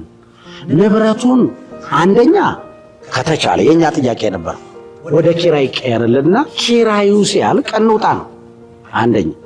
ሁለተኛ ጥያቄያችን የነበረው ይሄ አይሆንም ከተባለ ሁለተኛ ደግሞ የምናረገው አንድ መሰረታዊ ነገር ምንድነው? እነሱ ይታመንና ብር ይክፈሉ ለቤቱ ተታን እንወጣለን። ያወጣችሁትን ወጪ ማለት ያወጣነው ነው። እዛ ጋር የገነባነውን ቤት የገነባነው አዳራሽና የገነባናቸው ቢሮዎች አሉ። ሶስተኛ ጥያቄያችን የነበረው መሰረታዊ ጥያቄያችን የነበረው ይሄ ሁለቱ ካልተስማማቸው ሶስተኛ ደግሞ ቤቱን አፍርሰን የሰራነውን ነገር አፍርሰን የነበረውን አስቀምጠን እንውጣ። በተገላቢጦሹ ግን ምንድን ነበር የሚወራ የነበረው ቤቱን ሊነጥቁ። ቤት እኮ ያንተ የሚሆነው ውስጡ ስለኖርክ አይደል። የዚህ ቤት እኮ ባለቤት እኔ የምሆነው አሁን እዚህ ቤት ውስጥ በመሆኔ አይደል። የዚህ ቤት ባለቤት የምትሆነው እጅ ለካርታ ካለ ካርታ እያሳደሱ በካርታቸው ሄደው የሆነ ነገር እየሰሩ በካርታቸው ላይ የሆነ ነገር እያደረጉ ካርታ ከኖርማል ካርታ ወደ ዲጂታል እያስቀየሩ ቤታችንን ሊነጥቁኝ ይላል። እዚህ ላይ ግልጽ ለማድረግ የኛም ጥያቄ ይሄ ነው። ለምሳሌ እንዲህ ሰዎች ባለ ንብረት ናቸው፣ እናንተ ተከራይ ናቸው። ግን በተለያየ ቴክኒካዊ ሁኔታ የሰው ንብረት ቤተክርስቲያን እንደምትወስድ ወስዳም ደግሞ ሰዎችን በፍርድ ሂደት እያሰቃየች እንዳለ ነው ሚዲያ ላይ የታየው የተነገረውና በአሁን አንተ የምትለን ክርክሪያችን ንብረታችን ይዘን እንውጣ እንጂ የመሬት የመውሰድ የመውረስ አልቀደም አንስታል። አንደኛው እግድ ለምን ይወጣል? ይሄ እግድ እኮ ሰው ማወቅ አይጠይቅም። ለምሳሌ አንድ ሰው ሄዶ ማንኛውም ሰው እስር ፍርድ ቤት ማታች ያለ ፍርድ ቤት ላይ ሄደ ክስ ትፈጥራለህ። አንተ ላይ ልትከሰይ ትችላለህ፣ ኦር አንተን ከሳል ክስ ከፈጠርኩብህ ከዛ የትኛው ውሳኔ ይወሰን። የትኛው ውሳኔ ሲወሰን ይሄንን ኬዝ ውሳኔውን ይዤ የሚቀጥለው ቦታ ላይ ይግባኝ ይላል። ይግባኝ ስል ከፍተኛው ፍርድ ቤት ምንድነው የሚያደርገው? እሱ ደግሞ ያይና ከዛ አንተ ይሄ የተወሰነልኝ ውሳኔ ይፈጸምልኝ ብለህ ጥያቄ አፈጻጸም ታወጣል። ስታወጣ ይሄኛው ኬዙን እያየሁት ስለሆነ ይታገድ ይላል። ይሄ ምንም ወንጀልም የለውም፣ አካሄድ ነው፣ የህግ አካሄድ ነው። ይሄ እኮ ማንም አሁን ባለሙያ የሆነ ሰው ህግን በአግባቡ ጠንቅቆ የሚያውቅ ሰው እግድ ለምን ይወጣል የሚለውን ራሱ ከዛ አንድ ፋይል ይከፍታሉ። በዚህኛው ፋይል እየተከራከርን እያለ በዚህኛው ፋይል ሌላ ፋይል ያወጣሉ። በዚህኛው ፋይል እየተከራከርን እያለ በዚህኛው ፋይል ሌላ ያወጣሉ። ኦኬ ምስክርነት ሲሰጡ ቤቱ ላይ ምንም አልሰሩም አሉ። በባነርና ዝም ብለው በላስቲክ ወጥረው ነው አሉ። ከዛ አንድ ደግሞ የኛ ቤተክርስቲያን በሌለሁበት ብሎ እኔ በሌለሁበት ውሳኔውን እኔ አፌክት ያደርገኛል፣ ምክንያቱም አብዛኛው ንብረት የሱ ስለሆነ መጨረሻም ሊወስደው ፕላን ስለነበረ ብሎ እሱ ጣልቃ ገብቶ ክርክር ሲያደርግ ገቢዎች ሄደው ምን አሉ? የ3.ምናምን ሚሊዮን ብር ስምምነት ነው፣ ስለዚህ ይሄ ብር አልተከፈለኝም ብሎ ሲጠይቅ ገቢዎች ሄደው ምን አደረጉ? ገቢዎች ሄደው ዮዳሄ የሚባለው ሰው እንደዚህ ለክብር ሕይወት ቤተክርስቲያን ሰርቶ ግብር አልከፈለም ብለው ራሳቸው እዚህ ፍርድ ቤት ምስክርነት ሲሰጡ ፍርድ ቤት ላይ ምንም አልሰሩም ማለት ምንም አልሰሩም ያሉትን አይቶ ዳኛው ምንም አልሰሩም ብሎ ወሰነብን። ስላልሰራችሁ ውጧል። አዘሴም ታይም ደግሞ ፍርድ ቤት ላይ ደግሞ ገቢዎች ላይ ደግሞ ሄደው ዮዳሄ የ3.5 ሚሊዮን ብር ቤት በ2013 ሐምሌ ወር ውስጥ ሰርቶ ለገቢዎች ግብር አልከፈለም ብለው 1 ሚሊዮን ብር ግብር ሊከፈል ይሄ አይጋጭም? ይጋጫል። ይሄንን ወስደን ለዳኛው ይሄው ለራሳቸው የመሰከሩት ይሄ በቂ ማስረጃ አይደለም ብለው ድብቅን ያደረገው በክርክር ሂደት ሰበር ፍርድ ቤት ምንድነው እስር ፍርድ ቤት ትሄዳለህ፣ ከፍተኛው ፍርድ ቤት ትሄዳለህ። ሂደት አለው። ረጅም ወራት ነው የሚቀጥሩት ታውቃለህ። የፍርድ ቤቶቻችንን ኬዝ ከዛ ሰበር እንሄዳለን። በሰበር ኬዝ ውስጥ የዮዳሄን ኬዝ የህግ ክፍተት አለው። እኔ በኢትዮጵያ ታሪክ እንግዲህ ይሄንን የህግ ባለሙያዎች አሉ፣ አእምሮ ያላቸው ለእውነት የቆሙ ጄኒውን ይሆኑ ሰበር የህግ ክፍተት አለው፣ መልሳችሁ መርምራችሁ በትክክል አስተካክላችሁ ፍረዱ ብሎ 5 ዳኞች ፈርመውበት ወደ ታች ተመለሰ። ተመሳሳይ ዳኛ ይዞት ስሙን መጥቀስ አልፈልግም አሁን ለሱ ፐርሰናሊቲ ስለምጨነቅ ተመሳሳይ ዳኛ ይዞት ሰበር የመለሰውን ሰበር ጋር የሚወሰኑ ውሳኔዎች ህግ ነው የሚሆኑ እንደ ህግ ኢቭን ሪፈር ይደረጋሉ። ሰበር በዚህ ጊዜ እንደወሰነው ተብሎ ሪፈር ይደረግ ምንድነው ያደረገው እሱ ሰበር የወሰናቸውን ውሳኔዎች ገልብጦ ይወሰን እና እኔ እንደዚህ አይነት ኢፍትሃዊነት አንድ ሪፈረንድ በዓለም ዙሪያ ያላችሁ አድማጭ ተመልካቾቻችን ይህንን ጉዳይ አንተ ግልጽ አድርገዋል።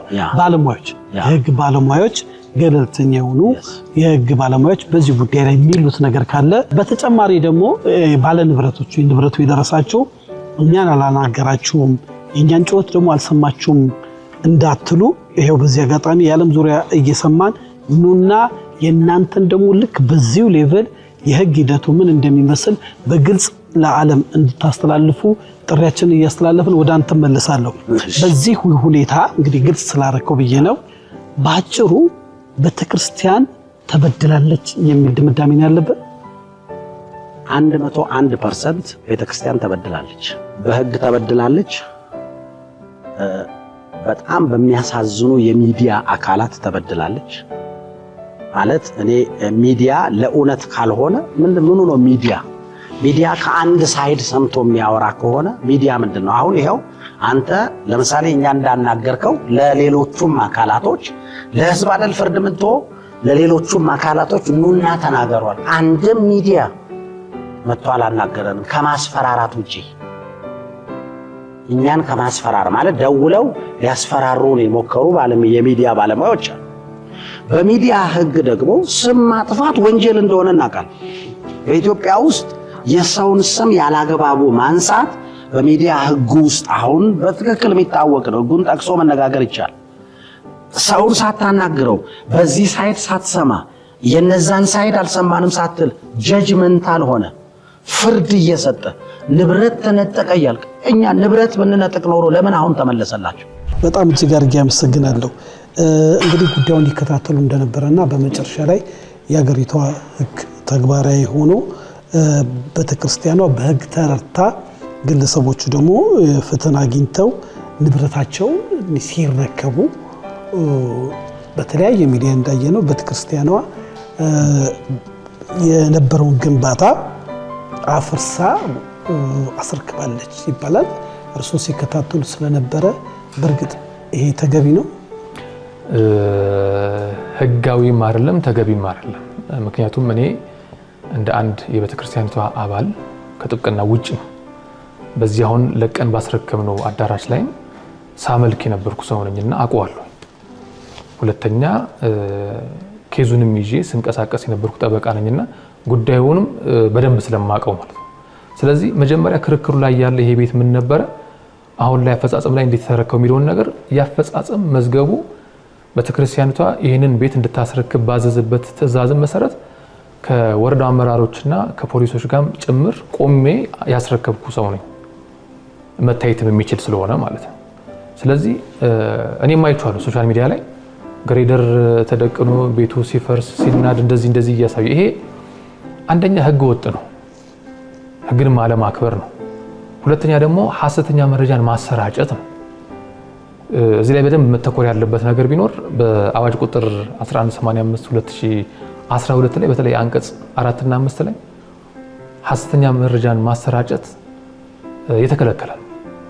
ስለዚህ እንዲህ አይነት ስራ የሚሰሩ ሰዎች ህግን ጥሰው ወደ ወንጀል እየገቡ እንደሆነ ማወቅ ይኖርባቸዋል። 2 ዓመት ቀላል እስራት ሊያሳስር የሚችልም ተግባር ነው። ስለዚህ እውነታው ምንድነው የሚለውን ጥያቄ ስናነሳ እውነታው በነበረበት ልክ ድሮ ከነበራት አቋም በጣም በተሻሻለ ምናልባት እንደ ገለልተኛ ጋዜጠኛ አንተም ልታየው የምትችለው ነገር ስለሆነ ማለት ነው ገብቼ ማየት ድሩን አይቼዋለሁ። ባይኔ በህሊና እንዳየሁት ወለሉ ንጹህ እንደነበረ ማሳየት ቢሮዎችም እንዳሉ የሽንት ቤቱም ንጽህና እንዳለ የተነቀለ ባይኔ ያላየው ያው ግን ስለዚህ እኔ ከወጣው በኋላ የፈረሰ ነገር ካለ ብዬ ነው ምንም ነገር አክቹአሊ ኦልሞስት ፍርዱ ከተደረገ በኋላ ሳተረካከቡ ያየሁት ነገር ስለነበረ ድንገት ያ ነገር ፈርሶ ከሆነ ነው እንደ ተቋምም ማስረጃ መያዝም ስለነበረበት ባስረክምንበት ጊዜዎች ላይ ፎቶግራፍና ቪዲዮዎችም እንዲነሱ አስደርገናል።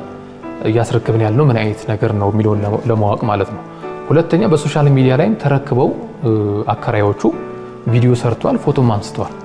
እዛ ላይ ማየት የሚቻል ነገር ነው። ስለዚህ በግሬደርም የፈረሰ ነገር የለም፣ የተነቀለም ነገር የለም፣ የተበላሸም ነገር የለም። ስም ለማጥፋት የተሰራ ነገር ነው።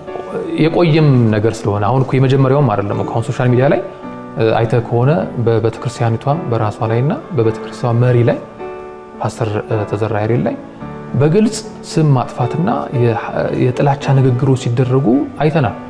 እንደው ምን ታሰበ ይሄኛው ነገር ስም ማጥፋቱ ቤተክርስቲያኗንም የቤተክርስቲያኑንም መሪ በተለይ ደግሞ ክርስቲያን በሆኑ በዓለም ዙሪያ ባሉ ማህበረሰቦች እንዲህ ነው እንደ ክርስትና እንደዚህ ነው እንደ መሪነት እስከሚባል ደረጃ ድረስ ተደርሷል። በየትኛውም አመለካከት ያሉ ሰዎችን ያልተዛባ መረጃው በዚህ መልኩ ቀርቦ ሚዛኑን ባለመጠበቁ ብዙ ስህተቶች አይቻሉ እንዳበለሙያና የህግ ክፍሉ ይህንን ለማስቆም ምን አስቧል? እውነት ለመናገር አንድ የደረስንበት ድምዳሜ እኔም እንደ ባለሙያ የምደግፈው ሐሳብ ምን ነበረ፣ የፍርድ ቤቶች ኬዞች አልቀው የመጨረሻ ውሳኔ እስከሚሰጥ ድረስ በየትኛውም ሶሻል ሚዲያ ወይም ደግሞ ትልልቅ የሚባሉ ሚዲያዎች ላይ የፍርድ ቤቱን ጉዳይ ወደ ሚዲያ ማምጣት እንደሌለብን የተስማማነው ነገር ነው። ምናልባት ደግሞ በተቃራኒ ደግሞ ስትመለከት ደግሞ ሚዲያውን ማጨናነቅ በፌስቡክ በተለያዩ ብቻ በቲክቶክ እንዲሁም ደግሞ ዋናው ዩቲዩብ ላይ የፍርድ ቤቱን ሂደት በጣም የሚያዛባ ዳኞችን ባያዝ የሚያደርግ ነገር ሲነገርና ሰውም አንዱን ወገን ብቻ ሰምቶ ጀጅ ወደ ማድረግ የሄደበት ሲቹዌሽን ነበር። ነገር ግን ይሄ ኢሌጋል ነው ወይ ደግሞ ህገ ወጥ ነው። ምክንያቱም የሚዲያ ህጎቻችን ስትመለከት ሚዲያ ለሆኑ ወይ ደግሞ ወደ ወንጀል ህጋችን ስትመራ በተለይ ከአንቀጽ 449 እና ተከታዮች ውስጥ ስትመለከት አንድ ፍርድ ቤት በያዘው ጉዳይ ላይ ሚዲያዎች የፍርድ ቤቱን ስራ በሚነጥቅ መልኩ ራሳቸው ዳኛ ሆነው ራሳቸው ከሳሽ ሆነው መነጋገር አይችሉም። ፔንዲንግ ኬዞችን በዚህ መልኩ በሚዲያ አውጥቶ መነጋገሩ ተገቢነትም የለው። ስለዚህ ቤተክርስቲያኒቷ ዝምታን መርጣለች። ለዛም ነው ፍርድ ቤቱ በወሰነው ውሳኔ አክብረን ፈጽመን ከቀረብን በኋላ ይህም ጥያቄዎች ለመመለስ ዝግጁ ሆኖ ነው ማለት ነው። ስለዚህ ህግን ከማክበር አንፃር ከዚህ በኋላ ግን በእርግጠኝነት በተለይ ስናስረክብ ህንፃውን ደርምሰን ወይም ደግሞ አበላሽተን ወይ ደግሞ በግሬደር አፈርሰን እንዳስረክብን አድርገው ሲያሰራጩ የነበሩ ሰዎችን በህግ ለመጠየቅም እንደምንገደድ ነው እስከማውቀው ድረስ ማለት ነው። ስለዚህ እንዲህ አይነት ሰዎች በእንዲህ አይነት ጉዳዮች ላይ ትምህርትም ካላገኙ ሌላ ሰው ላይ ተመሳሳይ ነገር ስለሚሰራ ማስተማሩ ጥሩ ነው ብዬ አስባለሁ። ያው እንግዲህ ሰፋና ረዘም ያለ የክርክር ሂደት እንደነበረ ይታወቃል። ይሄ እንግዲህ ያው ብይን ያገኘ ጉዳይ ላይ በጣም ብዙ ገብቶ እንዲህ ነው ማለት ተገቢ ስላልሆነ ጠቅላላ ሂደቱ ግን ምን እንደሚመስል አጠር ባለ መልኩ ከህግ አንግል ስላሳዩን እጅግ አድርጌ አመሰግናለሁ። ወደ አንተ ጉዳይ ልመጣ ነውና ከፍተኛ በደል ትፈጽማለህ ይባላል። እስከ ጥቃት፣ አካላዊ ጥቃት እስከ ማስፈራራት በዚህ በፍርድ ሂደት ውስጥ ሁለተኛ ፍርድ ቤት አትቀርብም የሚባሉ ክሶች አሉ። እነዚህ ተያይዞ ስንሰማቸው ለምን የሚል ጥያቄ ያስነሳብንና እንደው ይቅርታ ግልጽ መሆን ስላለበት አንደኛው ወደ ፍርድ ቤት አትቀርብም የሚል ጥያቄ ነው። ወደ ፍርድ ቤት የምቀርበው እኔ እኮ በግሌ ክርክር የለኝም። ተዘራ ያሬድ እኮ አይደለም የሚለው የክብር ሕይወት ደግሞ ተዘራ ያሬድ አይደለም የክብር ሕይወት ውስጥ ተዘራ ያሬድ አንድ ሰው የተሰራውን ሴታፕ ልገር ከዳኛው ጋር በመነጋገር ፍርድ ቤት አስጠራዋለሁ። ፍርድ ቤት ሳስጠራው እሱ ታዋቂ ሰው ስለሆነ ዩቲዩበሮች ጥሩና ቀረጹት ተብሎ ሴታፕ ተሰራ። እንደዚህ አይነት ነገር ተደርጓል። ፓስተራችሁ ሊጠራል እና ተጠራ። ፓስተሩ ይምጣ አለ። ጠበቃው ፓስተሩ ለምንድን ነው የሚመጣው አለ። ምን ስለሚመለከተው ነው እዚህ የሚመጣው አለ። ይሄ ቤተክርስቲያን ጉዳይ ነው። ቤተክርስቲያን ህጋዊ ውክልና ያላት ሰው አለ። የህግ አካላት ብቻ ናቸው። ከዛ ማን ሄደ? 6 ሰዎች ሄዱ ከቤተክርስቲያን ተወክለው አመራሮች ሄዱ። የቤተክርስቲያን ሲሄዱ የመጀመሪያ ጥያቄው አንተ ነህ ፓስተር ተዘራ አለው። አልነበረም እሱ። በዚህ ምክንያት ከሀገር እንዳልወጣ በግል አገደኝ። ይሄ እንዲጣራ ፈልጋለሁ። እኔ እዚህ ምድር መንግስት ካለ፣ እዚህ ምድር ሰዎች ካሉ፣ እዚህ ምድር ላይ የፍትህ ያለ እያለች የክብር ሕይወት ቤተክርስቲያን እየጮኸች ነው። የተሰራው ወንጀል፣ የተደረገብን ግፍ፣ በቤተክርስቲያኑ ላይ የተነጠቀችው መነጠቅ የህዝብ ንብረት ተነጥቋል። እኔ ህዝቡ እንዳያምጽ፣ ህዝቡ እንዳይረብሽ፣ ህዝቡ ወጥቶ እንዳይበጠብጥ አፍኜ ይዤ እኛ የሰላማዊ ሰዎች ነው። እኛ ንብረታችን ቢወሰድም ብትበደሉ አይሻልም ስለሚል ብለን ነው ጸጥ ያለው እንጂ እዚህ ቤተክርስቲያን ውስጥ ብዙ ሰዋል፣ ብዙ የሚጮህ ሰዋል። ግን መረበሽ የለብንም። ሀገር በብዙ ምጥ ውስጥ እያለች እንደገና እኛ ሌላ ችግር። ግን የእውነት አምላክ በዙፋኑ አለ። ለዚህ ደግሞ የተቀመጡ ሰዎች አሉ። ስለዚህ ይሄ ጉዳይ ገለልተኛ ሰዎች ቁጭ ብለው ሊያዩት ይገባል። የተሰራውን ወንጀል፣ የተደረገውን ኢፍትሃዊነት፣ የተበደለችውን በደል ዳኞች እንዴት በጠበቆቻችን ላይ እንዴት አንድ ዳኛ እኮ ገለልተኛ ዳኛ አንተ አሁን እኔ ሆነ አይመለከቱ ጠረጴዛ እየደበደበ የትም ብትሄዱ ምንም አታመጡም እየተባልክ እንዴት ዳኛ ብለህ እዚህ ዳኛ ፊት አሁን እኔ እንዴት አምኜው ልቀርብ ይችላል? በግል ከሀገር እንዳልወጣ አግዶኝ እግዱ ምንም ጥቅም ስላልነበረው መነሳት ባለበት ሰዓት እዛው ፍርድ ቤት አንስተውታል። ምክንያቱም እኔ ለምንድን ነው እንዳትወጣ የታገደ አላውቅም። ለምንድን ንብረት ያሸሻል አለ። በዚህ አጋጣሚ የረሳሁት አንድ በጣም ወሳኝ ነገር ልንገርህ። ለምሳሌ ኪራይ አይከፈለንም፣ ኪራያችንን ከልክለው እኛ በየፍርድ ቤቱ ቀጠሮ ላይ ኪራያቸውን ይውሰዱ አንወስድም ነው። ለምን? በ150 ሺህ ብር ክፈሉ። የ2013 እና እስከ 2014 ምናምን ድረስ በ150 ሺህ ብር በዳኛው ትዕዛዝ 1 ሚሊዮን ምናምን ብር ከአካውንታችን አስቆርጦ አስወስዷል። አልተሰጠንም ነው የሚሉት ፍርድ ቤት። ከዛ የ300 ሺህ ብር አድርገናል በዚህ ሰዓት ብለው ፍርድ ቤት ላይ በ300 ሺህ ብር ልንከፍላቸው ተፈርዶብናል። በህግ ጭቅጭቅ ውስጥ እያለ እኛ በሰራነው ቤት ላይ እንዴ በምን አገር ነው ከ60 ሺህ ብር 300 ሺህ ብር ሲሆን ምን አይነት ፍትህ ነው ይሄ? ምን አይነት ወንጀል ነው የተሰራው? ይሄንን ማንም ያየው? ፍትህ እንፈልጋለን እኛ። ዝም ያለው ስለ ዋሸን አይደለም፣ ያስፈራሩናል። እንዴ ሞተረኛ መድበው እኮ እኔን በመኪና ስወጣ ስገባ እኮ ይከታተሉኝ ነው። ሞተረኛ ተመድቦ ሻይ ቤት የጠጣንበትን ካርኒ እኮ ይዘው ይሄው ዛሬ ፓስታ ተዘራ እዚህ ነበረ ብለው እኮ ይሉ ነው። በመሃል መጥቶ ይቅርታ ጠይቆኛ ቃል እኔ ጌታ ኢየሱስን ተቀብያለሁ ምሕረት አድርግልኝ የበደልኩህም ብሎኝ ምሕረት አድርጌያለሁ። እኔ ምንም በቃ የምቀየምህ ነገር የለኝ። አሁንም የምቀየማቸው ነገር የለኝ። አሁንም ራሱ ለተሰደብኩት ስድብ በሙሉ ምንም ቅያሜ የለኝ። ግን ሞተረኛ እየላኩ የሆነ ነገር እያደረጉ እገለዋለሁ እያለ ሲፎክር ማንም ነው የሚያውቀው። በጣም ብዙ ሰዎች ሪከርድ አድርገው ልከውልኝ ያውቃል።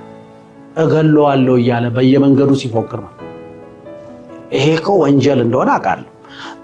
እኔ ኢፍትሃዊ ነገርም ሲደረግ የፍትህ አምላክ በዙፋኑ ላይ ስላለ ለሁላችንም እንደ ሥራችን የሚከፍል አምላክ ስላለ በቀኑና በሰዓቱ መልስ እንደሚሰጥ አውቃለሁ። አመሰግናለሁ። ማለትም በዚህ የሰማነው እንደ አንድ ሚዲያ ማጥራት ስላለበት ቤተክርስቲያን ምን ፈጽማ ነው አሁን ካለው ችግር ጋር የተያዘ መስሎ ነበር። አዲስ መረጃ ነው እንግዲህ የሚመለከተው አካል መልስ ቢሰጥ ከሆነ አሁንም ቢሮአችን ክፍት ነው። ወደ መጨረሻ ሀሳቦች ያስኮ ሪቨረንድ መቼም ይህንን ያህል እውነት ይህን ያህል መረጃ ካለ ለምን ዝም እንደተባለ ለኔ አሁንም እንቆቅልሽ ሆኖ እያለ ቅድም ያብራርተዋል በህግ የተያዘ ብለሃል። ግን እውነት ደግሞ በስሱም ለሰዎች ለምሳሌ በዓለም ዙሪያ ያሉ ክርስቲያኖች ነው እኛ ጋር የደውሉት። ቤተክርስቲያን እንዴት የሰው ንብረት ትወስዳለች? እንዴት ይሄ ሁሉ በደል በቤተክርስቲያን ስም ይሰራል?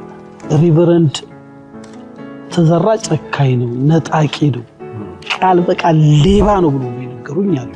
እና ይሄ እንደ አንድ ባለሙያ ስትሰማው ይሄን ነገር ማጥራት ነበረብን። እንግዲህ ይሄን ጥያቄ ሳልጠይቅ ሁሉን ነገር ስላብራራኸው በጥያቄ ልለፈውና አይደለም ማለት ስለማይገባኝ ወደ መጨረሻው ሐሳብ ብንሄድ ነገሮችን ግን በሽምግልና በእርቅ መፍታት ለምን አልተቻለም? ቴንኪዩ ይሄን ስለጠየቀኝ። ያው በሽምግልና ለመፍታት እንግዲህ አንተ ራስህ ያው ምስክር ስለሆንክ አንተ እኔ ላሸማግል ብለኸኝ የመጣህ ጊዜ ነበር ታስታውስ ከነበር። አንተ ውጪ የዚህ ሰፈር እኛ አካባቢ ያሉ አብሮ አደጎች ባሉ ሰዎች ሽምግልና ገብተው ነበር። ያንተ ግሩፕ አንድ ነው። 24 አካባቢ ልጆች ሽምግልና ገብተው ነበር። አሁንም በሕይወት አሉ ልጆቹ። ከዛ ውጪ ሌሎች ትልልቅ ሰዎች ሽምግልና እንግባ ብለው ሽምግልና ገብተው ነው። ሽምግልናው ሁል ጊዜ መጀመሪያ መስመሩን ይዞ የሚሄድ ይመስላል፣ ግን ይፈርሳል። በዚሁ አጋጣሚ አንድ ነገር ልንገርህ። ፍርድ ቤት ላይ እየተራብን ነው ይላሉ የሚል ሰማሁና ደወልኩለት ለኤርሚያስ። ምንድን ነው የተራባችሁ? እኔ የቤት ኪራይ እየወሰድኩ ስላልሆነ እየተራብኩና ለምን አትወስዱም? ውሰድ የቤት ኪራያችሁ። ለምሳሌ በ150 ሺህ ብር ከሆነ ከረከራችሁ 150 ሺህ እንዲሆን ከሆነ 60 ሺህ ብሎ አይደል 150 ሺህ ምን ደርሰው 60 ሺህ ውሰዱና የቀረው ላይ ብትከራከሩ ምን ችግር አለው? እየበላችሁ። ከዛ አሁን ምንድን ነው የተቸገርከው አልኩት። ቁጭ ብለን ካፌ ውስጥ ነው እነሱ የቤት ኪራይ አለኝ። ስንት ብር ነው የቤት ኪራይ የምትከፍለው? 15 ሺህ።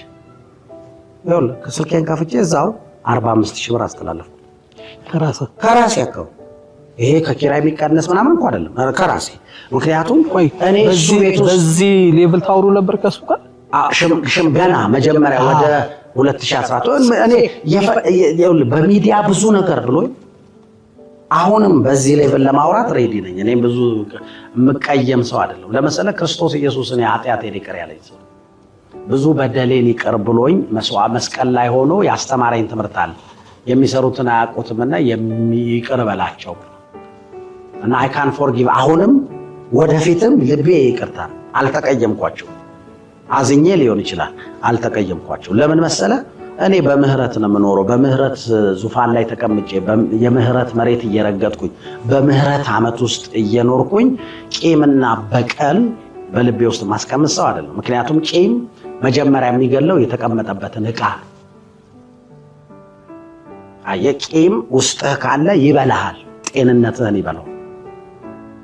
አንድ አባባል አለ እኛ ሀገር የሚባል መርዝ መጀመሪያ የሚበላው የተቀመጠበትን ዕቃ ነው። ስለዚህ ቂም መርዝ ነው። መርዝ የተቀመጠበትን ዕቃ የመብላት የማበላሸት። ስለዚህ እኔ I can forgive የበደሉን ሰዎች ምን ማድረግ እንዳለብን ጌታ ኢየሱስ ስላስተማረ ከግሌ ጠርቼ ካፌ ውስጥ ቁጭ ብለን እሱም ባለበት አቤል ባለበት 45,000 ብር አስተላለፍኩለት። በሁለተኛው ቀን ወጥቶ ሚዲያ ላይ ፓስተር ተዘራ ሌባ ነው፣ ችግር የለውም ለመሰለ እኔ ያንን ለጥፌ ትናንትና እኮ እንዲያርጌ ምናምን አልልም። ለመሰለ የእውነት አምላክ በዙፋኑ ስላለ የፍርድ አምላክ በዙፋኑ አሁን የፍርድ ቤቱ ኬዝ እንትን ተደርጎ እኛ ቤቱን ሰተናቸው ኦኬ፣ ሰሞኑን ኦኬ ቤቱን ተረከቡ።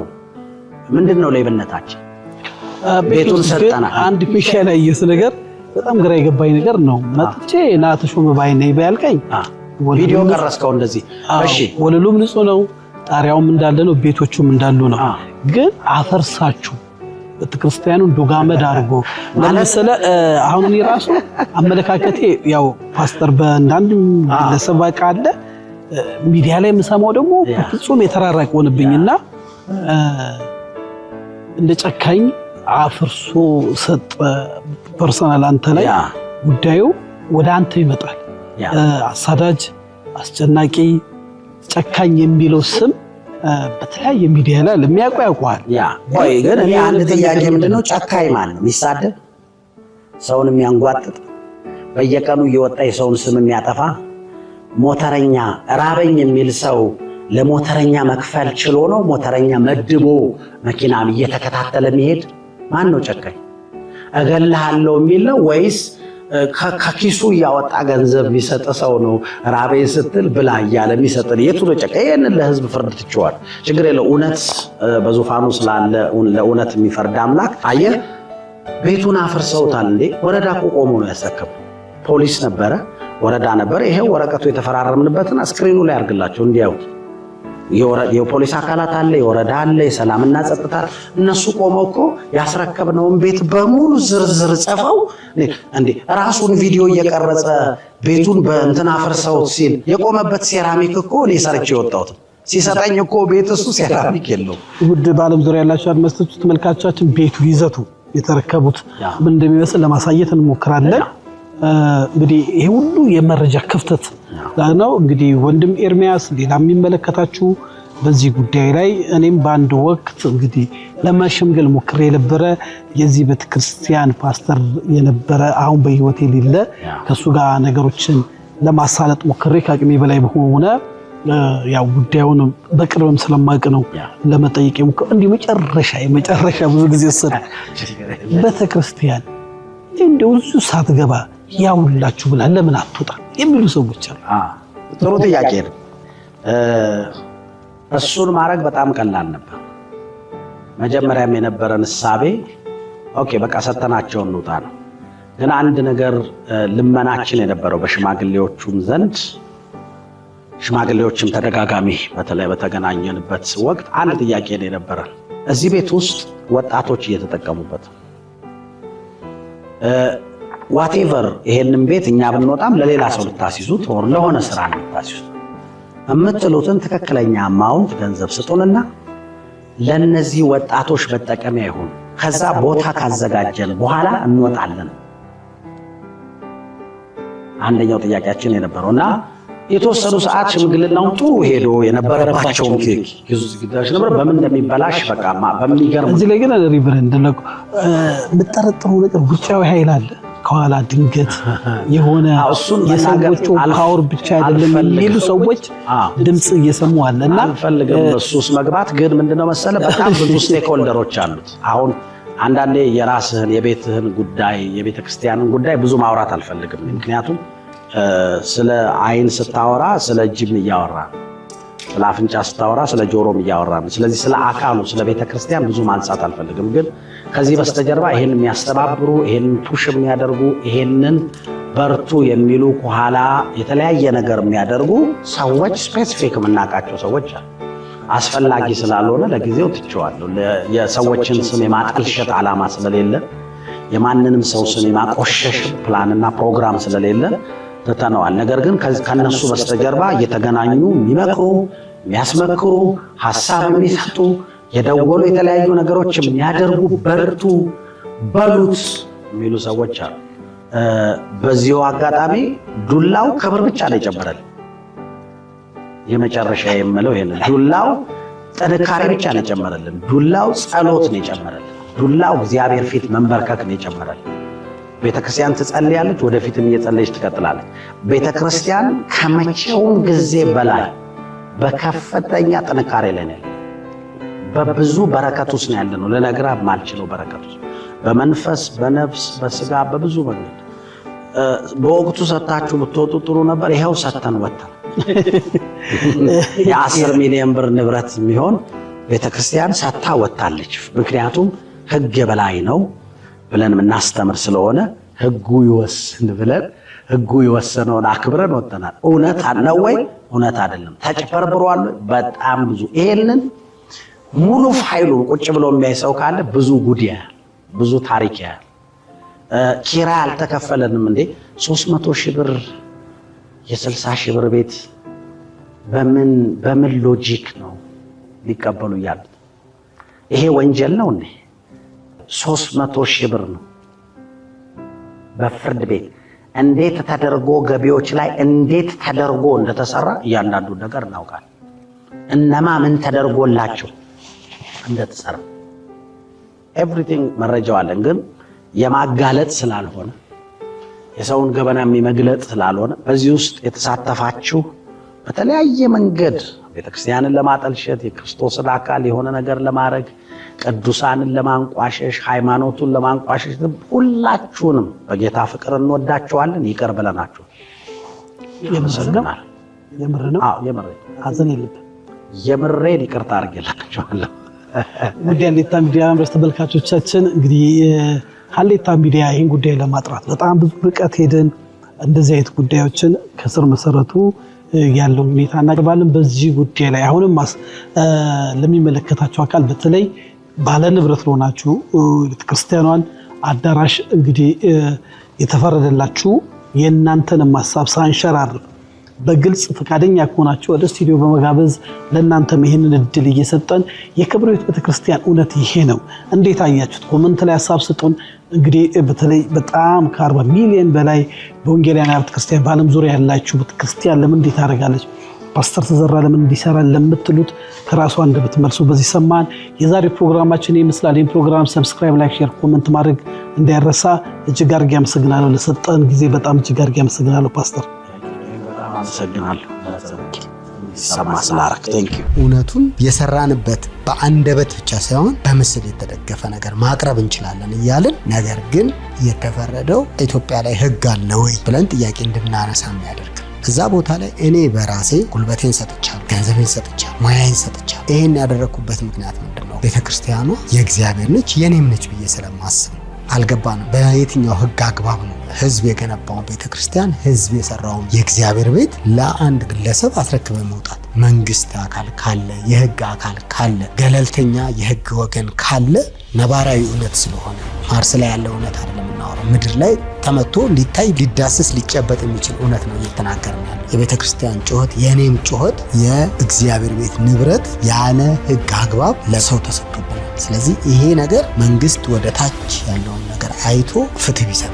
ቼክ ያደረገ ሰው የለም። አየር ላይ ነው የተፈረደው፣ አየር ላይ ነው የተወሰደው ቤቱ እና አሁንም መንግስት ጋር እኔ ጥያቄ ያለኝ በቃ ቼክ ይደረግ፣ ቤቱ ቼክ ይደረግ። እውነትም ይሄ የአንድ ግለሰብ አይደለም፣ ከፓስተር ጋር ነገሩ አይገናኝም። የቤተ ክርስቲያን ነው፣ የፓስተር አይደለም። ከፓስተር ጋር መያያዝ የለበትም በፍጹም። ይሄ የቅዱሳን ነው፣ የእግዚአብሔር ቤት። ስለዚህ የእግዚአብሔር ቤት ስለሆነ እንደ እግዚአብሔር ልጆች እንደ ቅዱሳን እንደ ቤተ ክርስቲያን አጥብቀን እንሟገታለን። አሁንም አናቆምም። ይሄ ጅማሬ ነው። መንግስት ይሄን ነገር አሁንም ቼክ ቢያደርግልን የተዘረፈው ንብረት የተወሰደው ገንዘብ እንዲመለስልን እንጠይቃለን። ከፍተኛ የፍርድ መጓደል በእርግጥ ህግ አለ ወይ የሚያስብል ጥያቄ ላይ ህጋችንን የሚጥል ትልቅ ነገር ነው የተከናወነው። አዝኛለሁ፣ ከልቤ ነው የምላችሁ፣ አዝኛለሁ። እግዚአብሔር መልካም ነው፣ ፍርድ ይስተካከላል ብለን እናምናለን። እኔ እንደ አንድ አካል እንደ አንድ ወንድም የምናገረው አንድ ነገር ምንድነው? ህግ ተቀልብሳለች። እውነት ብታድርም እውነትነቷ አይቀየርም። በምንም ነገር ቢሸፈን እውነት at the end of the day በቀኑ መጨረሻ ማሸነፉ አይቀርም። የተደረገው ነገር ልክ ነው ብዬ አላምንም፣ ልክም አይደለም። ህግ ቢከበርላለሁ። የሆነው ነገር ፍትሃዊ አይደለም። በዚህ ደግሞ እግዚአብሔርም ያዝናል፣ የእግዚአብሔርም ህዝብ እኛም አዝነናል በጣም። መንግስት በዚህ አቅጣጫ ነገሮችን ሁሉ ተመልክቶ ፍትህ እንዲሰጠን እኔም ይሄንን ጥያቄ አነሳለሁ።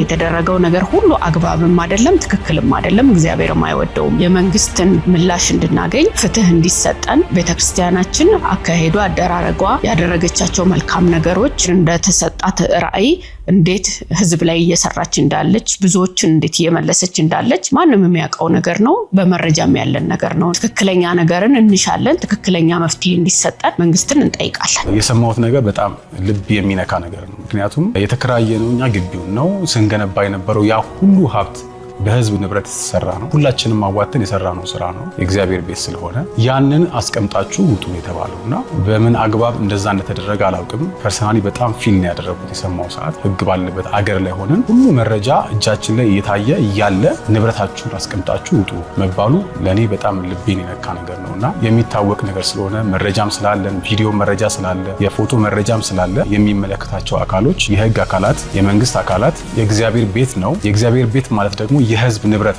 ያንን ንብረት መንግስት ተከታትሎ ትክክለኛ የሆነውን ፍርድ ሰጥቶ ንብረታችን ወደ ቸርቻችን እንዲመለስ የህዝብ ንብረት ስለሆነ ወደ ህዝብ እንዲመለስ አደራ ለማለት ፈልጋለሁ። አገራችን ላይ ህግ ባለበት መንግስት ባለበት ፍትህ እንዲሰጠን እንጠይቃለን። ምክንያቱም ሰዎች በጠራራ ፀሐይ ይሄ የተደረገው ቤተክርስቲያናችን ነው የተዘረፈችው። ገንዘባችን ያፈሰስንበት ጉልበታችን ያፈሰስንበት ሁሉ ነዋይ ንብረታችንን ያስቀመጥንበት ቦታ የኛ ነው በማለት ፍትህ በመጓደል ተዘርፈናልና ፍትህ እንጠይቃለን።